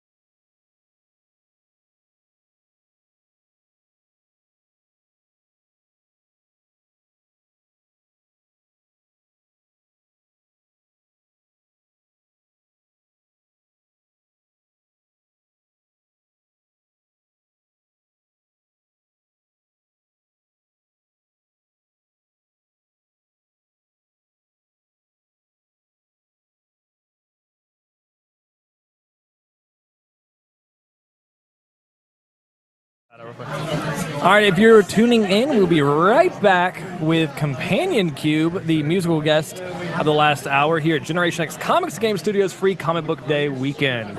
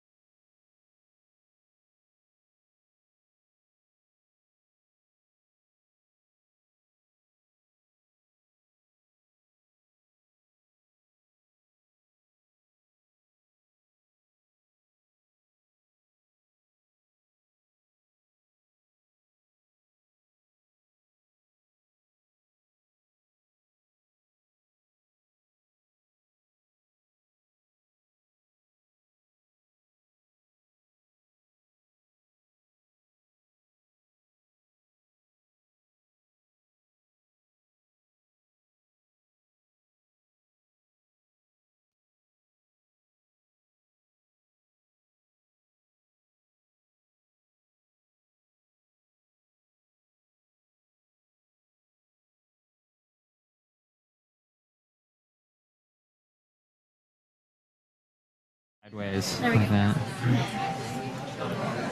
Oh, I gotta hit record right here, and we will get going. And we are back at Free Comic Book Day at Generation X Comics and Game Studios. I am all flustered. You've been going too long. You don't even know where you are anymore. That's exactly that's a problem I have. And okay, so I'm here with Blythe and Sean of Companion Cube. Hi. Hi, say hi everybody. Hello. And we met these folks back at AllCon 2015, and they are a musical duo that does covers of all sorts of geekdom music, right? So what was in y'all's set today? What'd y'all play? We did, let's see, we did Serenity, the theme song to Serenity, kind of expanded version of that. We did The theme song for Firefly, to be clear. I don't want any nerds Firefly, raging sorry, at us. It's a theme song for Firefly. And let's see, what else? Some Adventure Time. Adventure Time. We did a song from a video game called Bastion, which is really good. Yeah. Bastion is good. You should play it if you haven't played it. Sam Hart, is that his name? Yeah, Mario Kart love song. Mm-hmm. And yeah, did y'all do the my favorite, the Game of Thrones on Game of Thrones on the banjo? did. I do like that Deranged song. Yeah. And after kind of after you say that you're totally into I'm almost blanking now. Who did the song Deranged on the Batman soundtrack? It's by the lead singer of Coheed and Cambria. Coheed and Cambria. I'm trying to remember his actual name, and it ruined both of them for me. Claudio Sanchez. I could totally tell that that's the kind of music you're into when you're playing guitar and like how technical you can be in playing guitar. I like technical like prog rock sort of stuff. Yeah. So their music is like an accessible prog rock to where it's not like super way out, but it has some technical meat to it, and I dig that high singing and stuff. Yeah, y'all have quite the range between you two, and this one especially. Yeah, she belts it out. Yeah, probably didn't even need a microphone out there for y'all. When I was really young, people used to say all the time, like, how does such a little girl have such a big voice? And I never got any larger, so people still say it. That's a fair assessment. And I'm not going to throw out that you're short or anything, but you have a big voice too. High voice, yeah. You have a high, but you're very short loud. vocal cords means. That's exactly what it is. The shorter guys are always higher singers. Oh my God, is that true? I don't know. And you don't see many tenors that are above 6'5". Yeah. Hence, TechBooth himself. Not the tenor that we thought he'd be. Nothing. Don't mind us. Yeah, he's. 3.5 He thinks so. Okay, so I lied to y'all the last time we got together at Allcon, and I told you that I would tell you my polyphonic spree story next time we had y'all on the air. I have been instructed that I'm not allowed to talk to controversial of topics or to. Is that just today or in general? No, just today. They told me I'm not allowed to talk to blue. I don't know what that means. Blue. Really? Do you know what that means? Yeah. Where does it come from? Well, it's like, I don't know where it came from, but it's like dirty or baudy. Like, yeah, you have to keep it family friendly. You don't want to go blue. Family friendly. I don't know what that means. Well, we've been instructed to keep it blue because we are right next to the face you want to keep it not blue. Blue is bad. Well, what's the other color? What color? I don't know. Red? I know. Why not? Let's make it up Democrat, ourselves. Republican, conservative, right? I'm right next to the face painting group, so I can't be too. So the next time we get together and have you all on air, I will tell the Polyphonic Spree story. Right. And I bring that up because Sean is actually a member of the Polyphonic Spree, and it's I want to say current assembly. Like, do y'all have to register for band practice? With how many people y'all have in that? We usually have about 20 people on stage, and I think the band's been almost up to 30 in the past. But that's like. You could call it choral symphonic rock thing. And it's very interesting. And strings and horns and all that kind of stuff. And I play violin for them. So. And Blythe, you have some side projects too. Or well, this is your side project to other projects? Yeah, I guess this is my side project. Yeah, I'm a member of an improv comedy group, nerdcore improv comedy group, if you want to get technical. It's called the Damsels of Dorkington. Yeah, we're getting ready for Gen Con in August. So people would make the mistake in assuming that you're funny, or people would make that mistake. Okay. But we play very, very blue, so we would not even be allowed in this building. Within a 500-yard radius, there's a restraining order. And we actually just got confirmed for I'm gonna fly up to Gen Con, and after they do or before they do their show or something, we're gonna do a little companion cube set up at Gen Con in Indianapolis. So you're gonna which is August 1st, basically July 31st. I don't remember. So we will give out your information when it comes to where they can follow you and everything here at the end, so you can plug that stuff there. Okay, so last time we talked, y'all were. This is what, 2 months ago now? March. Are you still wearing the fake wedding ring? Well, not today. Oh, so it's an appropriate place, so you don't have to worry about getting geeked on too much. Yeah, there's not too many people. It's family friendly here. They got onto me so bad about calling you out on that. They're like, man, why'd you throw that bro under the bus? Yeah. You didn't, though. It's fine. It's funny, though. It's like, man, come on. At least get her a bigger CZ. But come on. That thing is huge already. Are you kidding? It should be like, weigh your hand down. I can't move. Okay, so have y'all added any new songs to y'all's repertoire? Or are you just like waiting like for the new music to come? Like, okay, this summer game season's gonna come out. We might get some new material. Well, there's a lot of stuff we've talked about adding. We just there's stuff we haven't had time. I've been working 2 jobs, so it's really we weren't able to work up anything new for this show. So, but we will. We will. Yeah, at some point for sure. And the goal long term is to eventually, after we have our cover repertoire, to start writing things in the same vein. Take properties that we really love and try to modify them. Yeah. In fact, I already have an idea for a song, and it's comic book related. I wanted to work it up for this, but it just wasn't going to happen. So, how much do I like? What do I have to do to get y'all to make a Trade Paper Hacks theme song for us? Would that? I mean, I'll even help write it. Yeah. No, I won't. Trade Paper Hacks. It's right there. I just wrote I thought we were going to do it. Okay. They're not $500. $500 for that, not even 5 seconds of audio? Mm-hmm. Okay. Next time we have y'all on, because we're going to bring y'all in probably one night after the store closes. We can get Blue. After the store closes, all right. After the store closes, we'll lock get the doors, and that's literally what happens. Yeah, all right. Because we've actually, last time, I forgot who was on the show. Somebody went out to have a smoke and left the door unlocked. Somebody just walked in, started looking around the store. The lights are off, and we turn a corner. Were they homeless? No. Okay. This little Asian dude just looking around, looking at stuff. We're like, hello, hi. Didn't speak English. That's the only reason I brought the English. Oh, wow. And like, we're closed. And they're like, oh, okay. It was an amazing moment. Okay, so when y'all start, are y'all going to start taking properties that you like? Are you actually going to start writing? Well, I'm just going to use my personal nerd references. Are you going to start writing like a Batman song? Or are you going to start writing like that guy did the Mario Kart song track? Would y'all do that about, I don't know, Animal Crossing? I don't know what's up. Well, Animal Crossing, probably not. Yeah. Because Sean doesn't like Animal Crossing. I don't get the Animal Crossing. I tried to get into it. It's Farmville. It's Farmville for Nintendo nerds. Yeah, it's very I just got a Chrome extension that plays the Animal Crossing because it's different songs during different times of the day. So I can, while I'm just surfing the web, it plays the Animal Crossing song. Is this at work? You do this? No, it's on my laptop. Okay, I'm gonna say if it might be kind of weird in the office. Like, who keeps playing that music? But yes, we are. We are planning on doing some originals eventually. No, and I'm looking forward to that. Are y'all gonna do any? Because I know, Sean, both of y'all probably have some really interesting connections in the DFW area. Y'all ever gonna put this down to record? Maybe. Is that even depends on how the music writing is that in the dreams? Like, what's the short-term goals for Companion Cube? To keep playing. Survive. To just we're trying to just get people aware of us at this point, I think, and playing familiar songs helps people kind of it's hard to start with brand new stuff and then have people be interested, sort of thing. So I think this is a good way to kind of test the waters, see how it goes, see how people respond to us, if they like us, that sort of thing.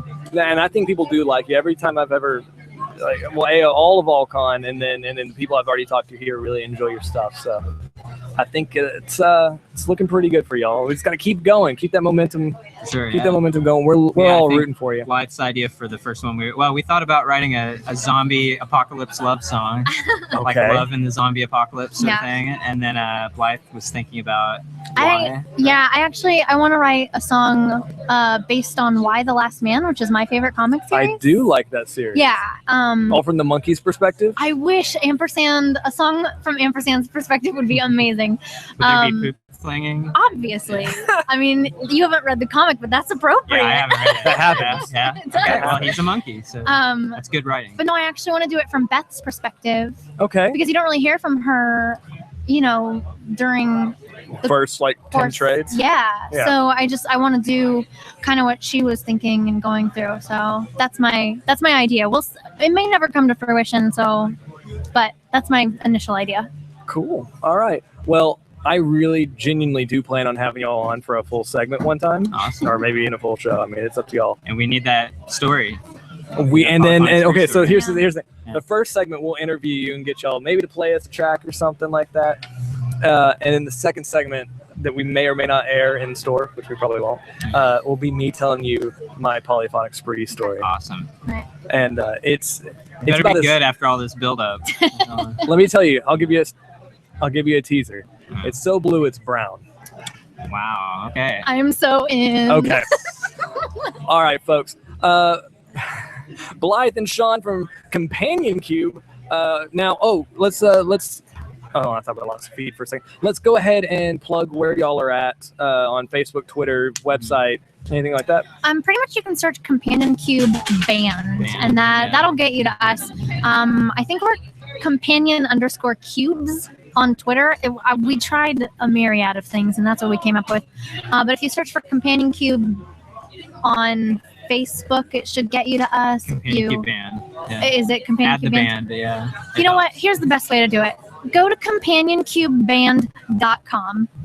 There's links to the Twitter, the Facebook, I think I don't know, whatever else we have. Yeah, so that's the best way. Okay. So companioncubeband.com to check out Companion Cube. And thank you two so much for being on the show. Thank you. And we will get y'all back as soon as possible so I can blue up our conversations in our show. All right. Sweet. And we'll be right back at Generation X Comics and Game Studios Free Comic Book Day Live. So we will be right back. Thank you. Thanks.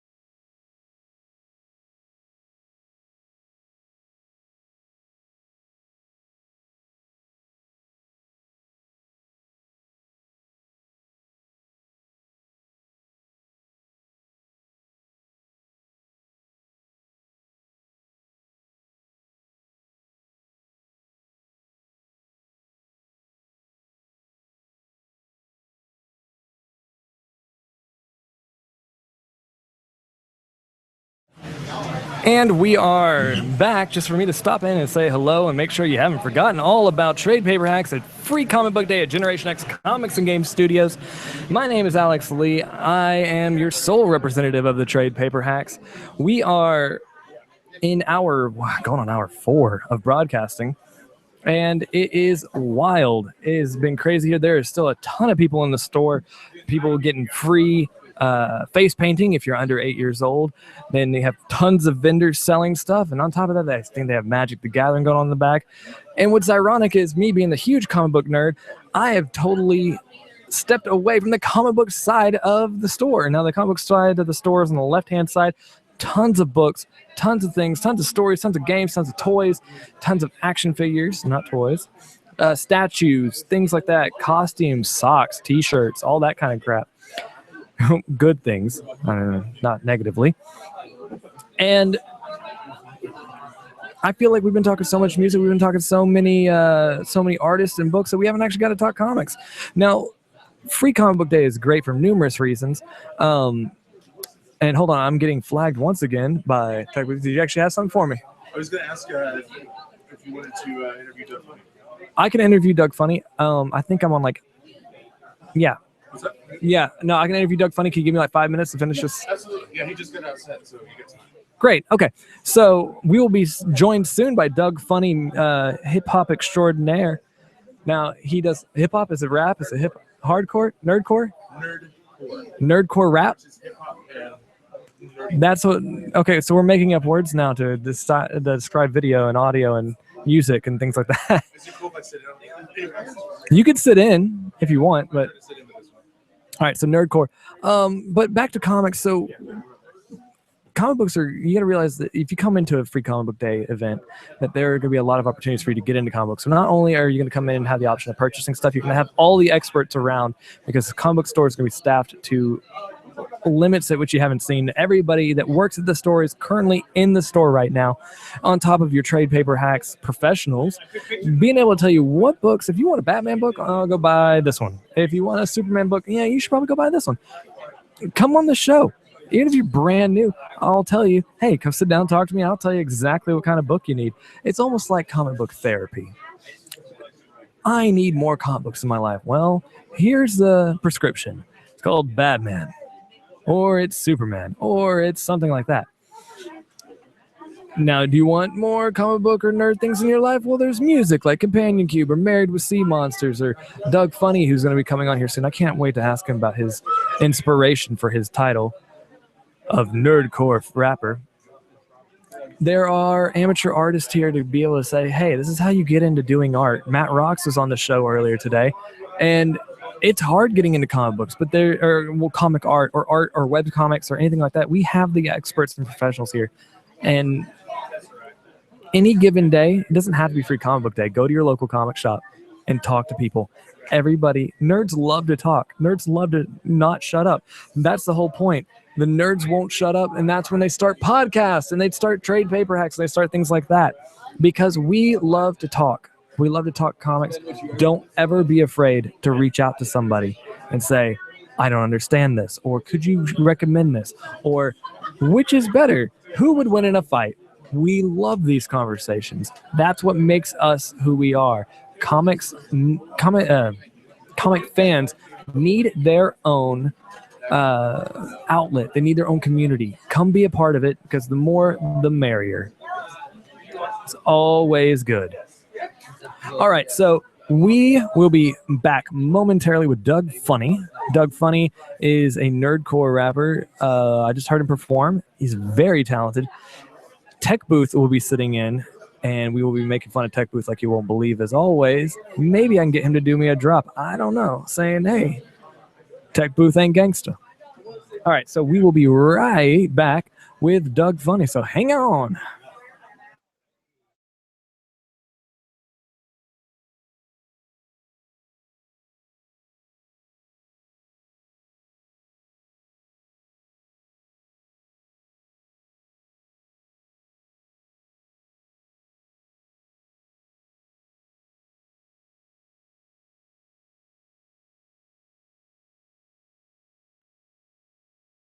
if you can make it out, and I'm just tuning back in real quick, if you can make it out real quick, within the next 10, 20 minutes, you will be able to catch a full Married with Sea Monsters set. And they are the Mary Janes who play in the Spider-Gwen comics. I say they are the Mary Janes. They are the musical form of them. A comic book band. Somebody took the lyrics with official license from the creators and made this music that has the sign-off of the original creators. And they are performing out not but 20 feet away from me right now. So they will be out performing, I believe, from 4 to 4:45, 5 o'clock. Come check them out. They will be fantastic. They're setting up right now. All right, so as I said, we will be back momentarily with Doug Funnie.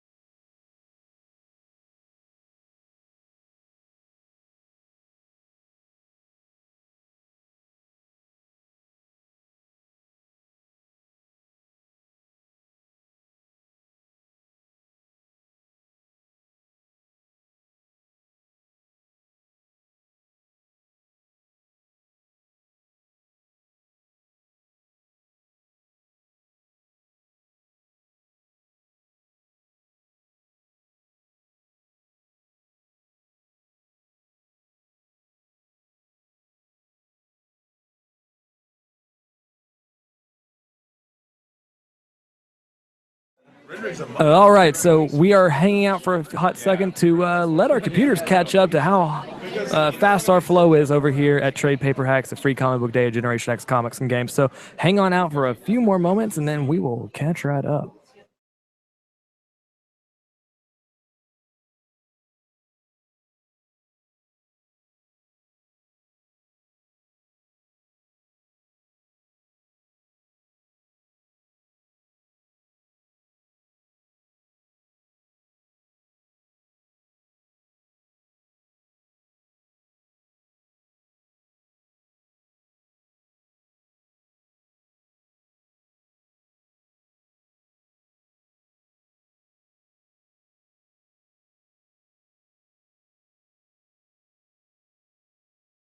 Yeah, but I'm not a dick like you are.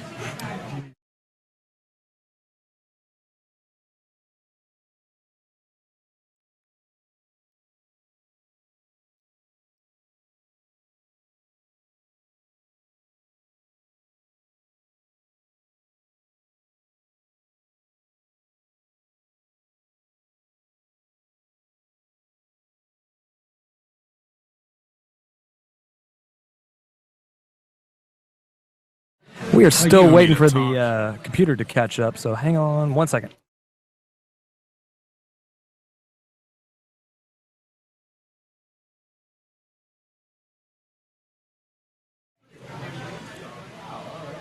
Here he comes. He could take his time. And we are back, and we have another musical guest here at Free Comic Book Day at Generation X Comics and Game Studios in Bedford, Texas, off the southeast corner of Harwood and 121. We are, graced by the presence of Doug Funnie, nerdcore. Is it nerdcore rap? What is it? Nerdcore hip hop. Nerd raps. Nerd raps. Nerd raps. Nerd hip hop. Something hip hop. Is it strictly? Does it have to be nerd? If you ever want to say, "Hey, this song, I would like to talk about the streets and not about Spider-Man." I could, but I'd be lying because I don't know much about the streets. I'm making up stuff. No, I mean, I tell you, the west side of Bedford is hard. That's where I get my edgy demeanor. Edgy demeanor. Oh man, people don't want to mess with West Bedford. West side? West Bedford. No. All right. So tell me about Doug Funnie, man. Who is Doug Funnie? What is nerdcore? And kind of give me the lowdown. If you had to give an elevator speech. Yeah, elevator speech. Nerdcore hip hop. We talk about video games, comic books, and we do it very well. We use anything that's in mainstream hip hop, flip it to talk about things that we like and grew up to. Okay, and that makes sense because we all kind of grew up in this technological nerd age, right? Yeah, for sure. And some of us are good at math and not at stuff like And the nerd chic is picking up. I mean, the more you're a nerd, the more people are relating to you. And that makes a lot of sense. I mean, everybody has their target demographic. We, as a podcast, do not do well with teenage girls. Like that, we understand our demographic, and it's cool that you found a demographic in nerdcore. So, who are you finding is like the target group of people for Doug Funnie? I mean, same people with the same likenesses as I have people like video games, comic books, and freakishly tall. Yeah, freakishly like. How tall are you? I'm 6'3", 6'4", roughly in there. That's tall. I mean, I'm almost 6'3". You gotta be 6'4", pushing 6'5", dude. You think so? No. Yeah, So, you inch on me easily. what you're witnessing is TechBooth sizing up our guest, which yeah, bro, what now? Is kind of abrasive. Very. You'll see TechBooth is down there at the end of the table. He doesn't, for once, he's not the tech booth of the group, and I have full control of shutting his mic off. Oh, that's weird too. So, all right, so Doug, let's talk about like what is the, you said we when you were talking about Doug Funnie. What I called you Doug like it's a first name. So Mr. Funnie, tell me about the ensemble that you're surrounding yourself with here. I surround my people, same people who are into it. I mean, a lot of people that I know already been doing this for a while. Like my friend Richie Branson, who's made all the beats for Adult Swim. Okay. You talk about the bumper music, like between the shows, right? Like where it's like the black black screen and the white Yeah. text. That's his beats. Which is pretty much anytime somebody sees that, they always want to know what song is this. Yeah, So much there's so just- that Adult Swim had to start putting the music that Yeah. they've referenced and or played within the night. So, Right. So they found Richie, and me and Richie known each other for a while, and I was like, hey man, give me some beats. Sure, here you go. And it came about that. I mean, and I came friends with MC Frontalad, who made the documentary Nerd for Rising. It's on Netflix right now. Okay. Cool I guy. got some questions about that. Actually, I got some questions about your touring in general. Didn't you just hit up a bunch of stages here recently? Yeah, we went on tour recently. It was like my 4th tour so far. Really? Yeah, right on. 4th tour so far. So you're actually hitting that's the thing that I want our listeners to know, right? So if we were talking about metal music, it'd be kind of like saying you went on tour with Metallica to say that you were on tour with MC Frontalad. I mean, I don't think that's a super huge. Or you got to play the stage with them, right? We played the stage. We never got on tour together. The one I Sure. did was on tour was Mega Ran. It was, Right on, yeah. Licensed by who licensed Capcom. Right on. Yeah, Capcom. That's yeah. one. So he's a big guy up there. He's about to pass MC Frontalad in the mainstream side on. of things. So it was pretty up there for sure. And just to be on tour with him every day, day out, see him work and how I work, just put Right. it together. It was definitely a learning experience for him. What would you do? You have any advice? Do you have any advice to like cats that want to get into this game? You know what I mean? don't come up on me. I'm the No, pro run up here. on me. Know your role here. I mean, everyone's got their own thing they want to talk about. So, I mean, if you want to talk about that, you can talk about it all day, then do it. But if it's not you talking about it or being about what you're talking about, then don't do it. Yeah. So what do you listen to? Like when you fire up your audio player, you got some songs coming out When there. you fire up your Sony Walkman, yeah, your cassette player, Walkman, and you flip that cassette over, and you roll it back up in there. It's okay. You can talk about Evanescence or even. Oh, no. I mean, Nickelback. Nickelback would be okay. No, not Nickelback. I do listen to punk music. Most recent punk band I've been listening to is Wilhelm Scream. Out of Right on. Wilhelm Scream? Yeah, Wilhelm Scream. They're real dope. So I really listen to them. I wish I had that drop. I know, right? Yeah, I'll have to go grab it. They're amazing. I mean, primarily I try to stay away from the radio because it's kind of whack, and like I really think that the radio people just write lines and just release a song. It's formulaic, right? Right. It's like, okay, well this area of the song needs claps. This one needs a Polaroid. Yeah. now start playing horns. Yeah. We got a whole song. We just wrote the next top 40 hit. Really? Right. Now I just need to get some young Disney starlet to sing over it. Is that what we need? Disney starlets? Like the worst song that's on the radio is that 7-Eleven song by Beyonce. Okay. It just says the one line over and over and over going. Wait, did you just say the worst song on the radio is a Beyonce track? It's a Beyonce song. Do you realize how bold and brave that is? I am. That's being bold and Batman brave levels. right now. That's Batman levels of brave and bold, That's bro. Batman levels of I have no fear. Like, no, keep in mind, like if you watch the video, the song's not that bad. But if you listen to the song itself, it's horrible. So it needs a visual medium to make it better? Yeah, absolutely. Yeah. Yeah, absolutely. If you were staring at Beyonce as she talks, anything she says, it becomes better. There's wisdom of the ages in there, man. Beyonce's podcast about the Holocaust and how it's not real is totally okay as long as you're watching the video. Right, Absolutely. yeah. That's the only time it's acceptable. So let me ask you this. Local artist, right? You're here in the Dallas-Fort Worth Where area. are you from? I'm in Bedford. B-Town. So are you the west Yeah. side too? Central, really. Right up the Central. Oh, well, that's technically the west side of 121 and it's the east side. If you're, Yeah. Yeah, Alex knows all the turf You can boundaries. throw out I'm taking notes, right? I'm not from around these parts, so I'm trying to figure this out. So if you cross the street in Bedford, I just gotta be careful. That's all. Yeah, you go past Harwood Junior High over here off Martin. The junior high, that's where it's at. Well, no, that's where where they the let you hood, up. that's huh? where the hood starts. Yeah, you make it to the trees, you've gone too far. Okay, all right, time to turn around. You get that road, get that joke. Okay, so you're local artist, Dallas, Fort Worth, Denton, stuff like that. Have you played in each of those areas? Yes. Where is the spot for you to play? What's the one that you're down on? Like, who do you like? What do you like? It's hard to say because I've been in Fort Worth for a while, and since I've been doing the show, like Lola's, the Grotto, Yeah, the Cellar, things like that. But I mean, since there's a lot of indie, strange kind of tracks, there's a lot of fan base elsewhere. So me to try to break in there and take their fans is a lot harder. Whereas like in Denton, it's a college town, so they're looking for new music. First time I played there after like 3 months ago, it was about 3 months ago. I played the show, people went crazy. People just went ape. So it was great just to know that the college town really are receptive to the nerd culture. Does it work out better for you if you actually get on a nerdcore bill? Is that even a thing that you can do locally, or how do you work in? Like what does a bill look like with you on it? Mostly punk bands. Yeah, right on. Mostly punk bands, I can totally indie do that. bands, and really a political hip hop artist. Okay. Is usually what I get chopped So like into. some conscious rap, some like new school common stuff out there. Right. Okay, right on. Oh, so it's not like old school. Like, I don't want to say old school, but it's like 20 years now. I was gonna say Rage Against the Machine. Yeah. Being political rap. Real political rap. Something like but you that, say yeah. something like cultured, like Common, and I'm like, is that what it that's is? what you. What, I like what would Common. you have done if I had dropped Most Def on you? Oh, you've been out. I'd be right? like season. You've been. I'd been like, I don't know no, what no, to do. no. Oh, man. I would have been like season 5 of Dexter. Yes, exactly. I'm gonna hop off this interview, guys. You guys have fun. I gotta go run out here and do some things. Yeah, I'm only gonna take his time for a few more So, minutes. Gonna get some information Ninja out vanish. of him. Yeah. Thank you, Tech Booth, and I can turn your mic off now. Okay, so let's talk a little bit. What part of Bedford are you? Oh, I don't want to say. Have you been in Bedford your entire life?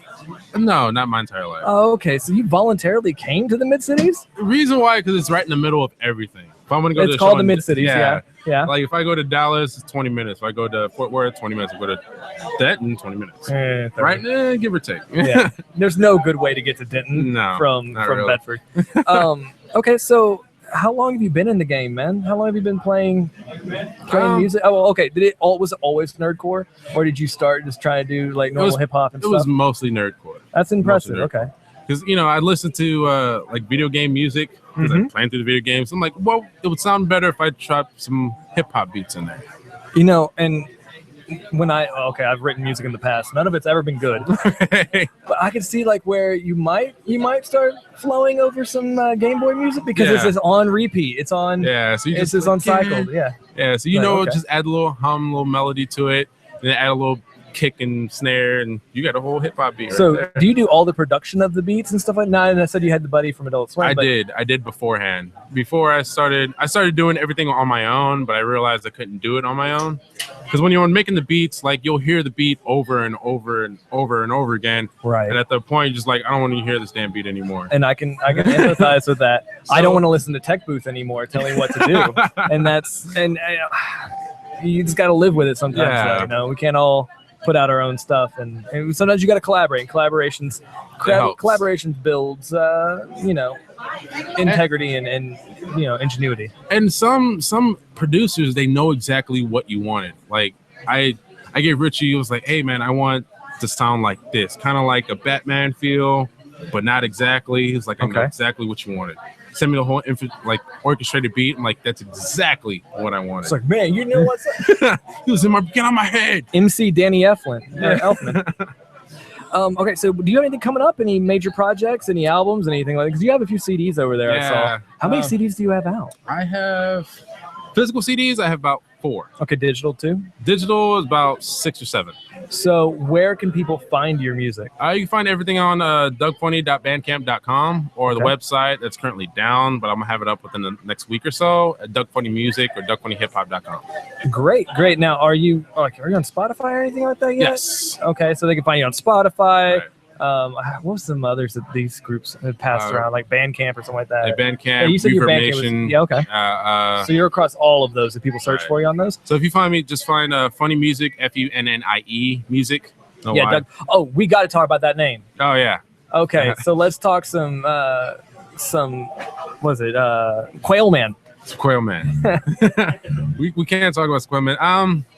Like, where'd you come up with the name? Why? How did you settle on Doug Funnie? Because your real name is, I don't know. Actually, we're gonna keep the elusiveness up, Madonna style. How'd you land on Doug Funnie? Well, I wrote this one track, sampling Speed Racer. Okay. And one of the line I said in there was because I was self-producing myself at the time. Right. I was like, they call me Doug Funnie because I always bring them sweet beats. And when I brought that to my friend, he was like, "That's genius. I'm calling you Doug Funnie from now on." So the name just kind of stuck after that one metaphor in a song. Oh, see, now I will do stuff like that for the show, and they're like, "That's it. That's perfect. From now on, we're calling you Not Funny." So I've been there too. It was the same. No, same. hey, Doug Funny. I was like, it's cool you got the reference. I like that. Yeah. Like, it's a cool reference to make that I've had to like tell people, like, you know what that's from, right? Which is fun. Do you have any gigs you want to plug coming up? Or I know this has been the best gig you've had so far ever. Well, the next show is a big one, the Dallas Gaming Expo. Dallas Gaming Expo is... It's in July 9th, I'm assuming. I can't really remember the date, but it is in July. I am playing with Psycho Stick. Okay. And yours in? I've heard of Psycho Stick. They're local, aren't they? No. They're not local? You heard them. No, Psycho Stick is the guys that did the beer. Beer is good. Same guys. Okay, so same guys. I'm like, I've heard of this band that's not on the radio. They must be local. No, wait, no, I've actually heard them on music videos. Funny story that I played with them before, and they played that song. And I was like, oh, they're doing a cover. That's sweet. And that was them? And it was them. I was like, oh, I feel stupid. They have songs about beards, beer. They have the F word song. Yeah. Which I wanted to make our, theme song, but they wouldn't let me do it. They won't let you do it? No. I'll talk to them for you. I can talk to them. Good. I need some pull in this show. I need some pull. Yeah. I'll pull it for you. So I asked the other bands this, what do we have to do to get you to write us a theme song for Trade Paper Hacks? Ask. I'll do it. Would you please write us a theme song for I Trade would. Paper Hacks? 'Cause we got to rotate them in sometimes. I'll do it. And No problem. we want to actually get you on the show for like when we record in the evening, actually have you come in, sit down, hang out with us, Right. get your opinions on some comic book stuff and some real stuff. But it's just been fun to kind of get to know you here. Absolutely. And man, I can't thank you enough for coming out and Thanks for hanging out and having talking to us. And you did great out there today. It was a blast. It was a blast. So once again, Doug Funnie, you can hit him up on all those sites he listed them just moments ago. You can also follow. We're going to follow him on Twitter and Facebook and all those things, so you can source them from there as well. So thank you, Doug Funnie, and we will be right back to pretty much wrap up Free Comic Book Day at Generation X Comics and Game Studios. We are Trade Paper Hacks. Give us a thumbs up. Ah! All right, we will be right back. Yes.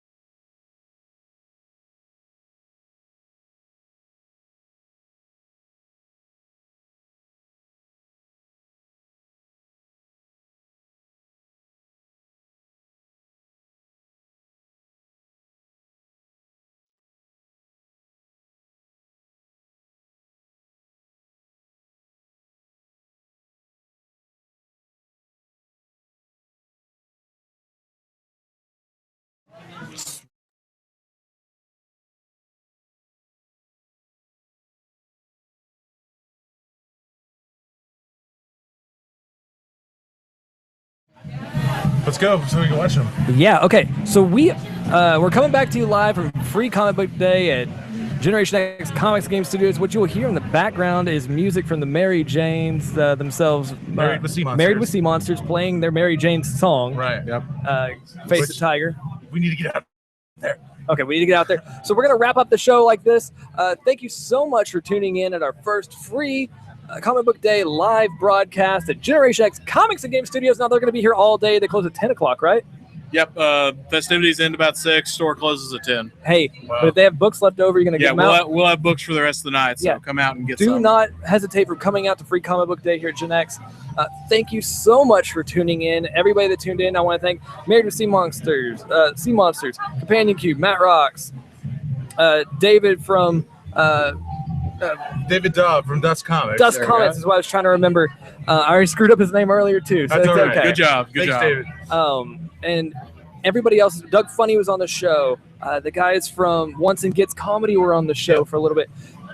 Thank you so much for everybody that has contributed to today's show, including these two dorks, but more than these two dorks, the actual guy that was on the show, Scott White, Trade Paper Hack Original. Woo! Thank you so much for blessing us with your creative content for the first part of the day. Being a good fill-in for the two of us. Thank you. Yeah. So TechBooth's losing it. We gotta TechBooth, go ahead and go. Bye. Bye. Have fun. Bye. TechBooth's gone. Good. Now we can talk about them. TechBooth's gone. We are Trade Paper Hacks. Thank you so much for watching. If you want to hit us up on Facebook, it's facebook.com/Trade Paper Hacks. It is on Twitter at Trade Paper Hacks, Instagram at Trade Paper Hacks, Trade Paper Hacks on Tumblr, all one word. TradePaperHacks@gmail.com. We will be back. You're watching us on YouTube, so Trade Paper Hacks on YouTube. Trade Paper Hacks on YouTube. Subscribe There's to a us. subscribe Check us button out. across the bottom over here somewhere. Subscribe there. In the meantime, we will not be releasing an episode on the Wednesday following, which is May 6th. This is the episode for the week. The episode. We will be re-releasing this episode. But we will be on Whiskey Boy Radio this next week. We will be on Whiskey Boy Radio, whom I met Matt for the first time. Yeah, came by the store. Yep. So we will be recording in the next couple of days, and it'll be up this week. Okay. So thank you for watching Trade Paper Hacks. We really appreciate you coming out. My name is Alex Lee. I am Mark Thompson. And go support your local comic shop on Free Comic Book Day. Go read a comic book on Free Comic Book Day. And when you're enjoying Free Comic Book Day, try not to look like a dork when you do it. All right. Thank you.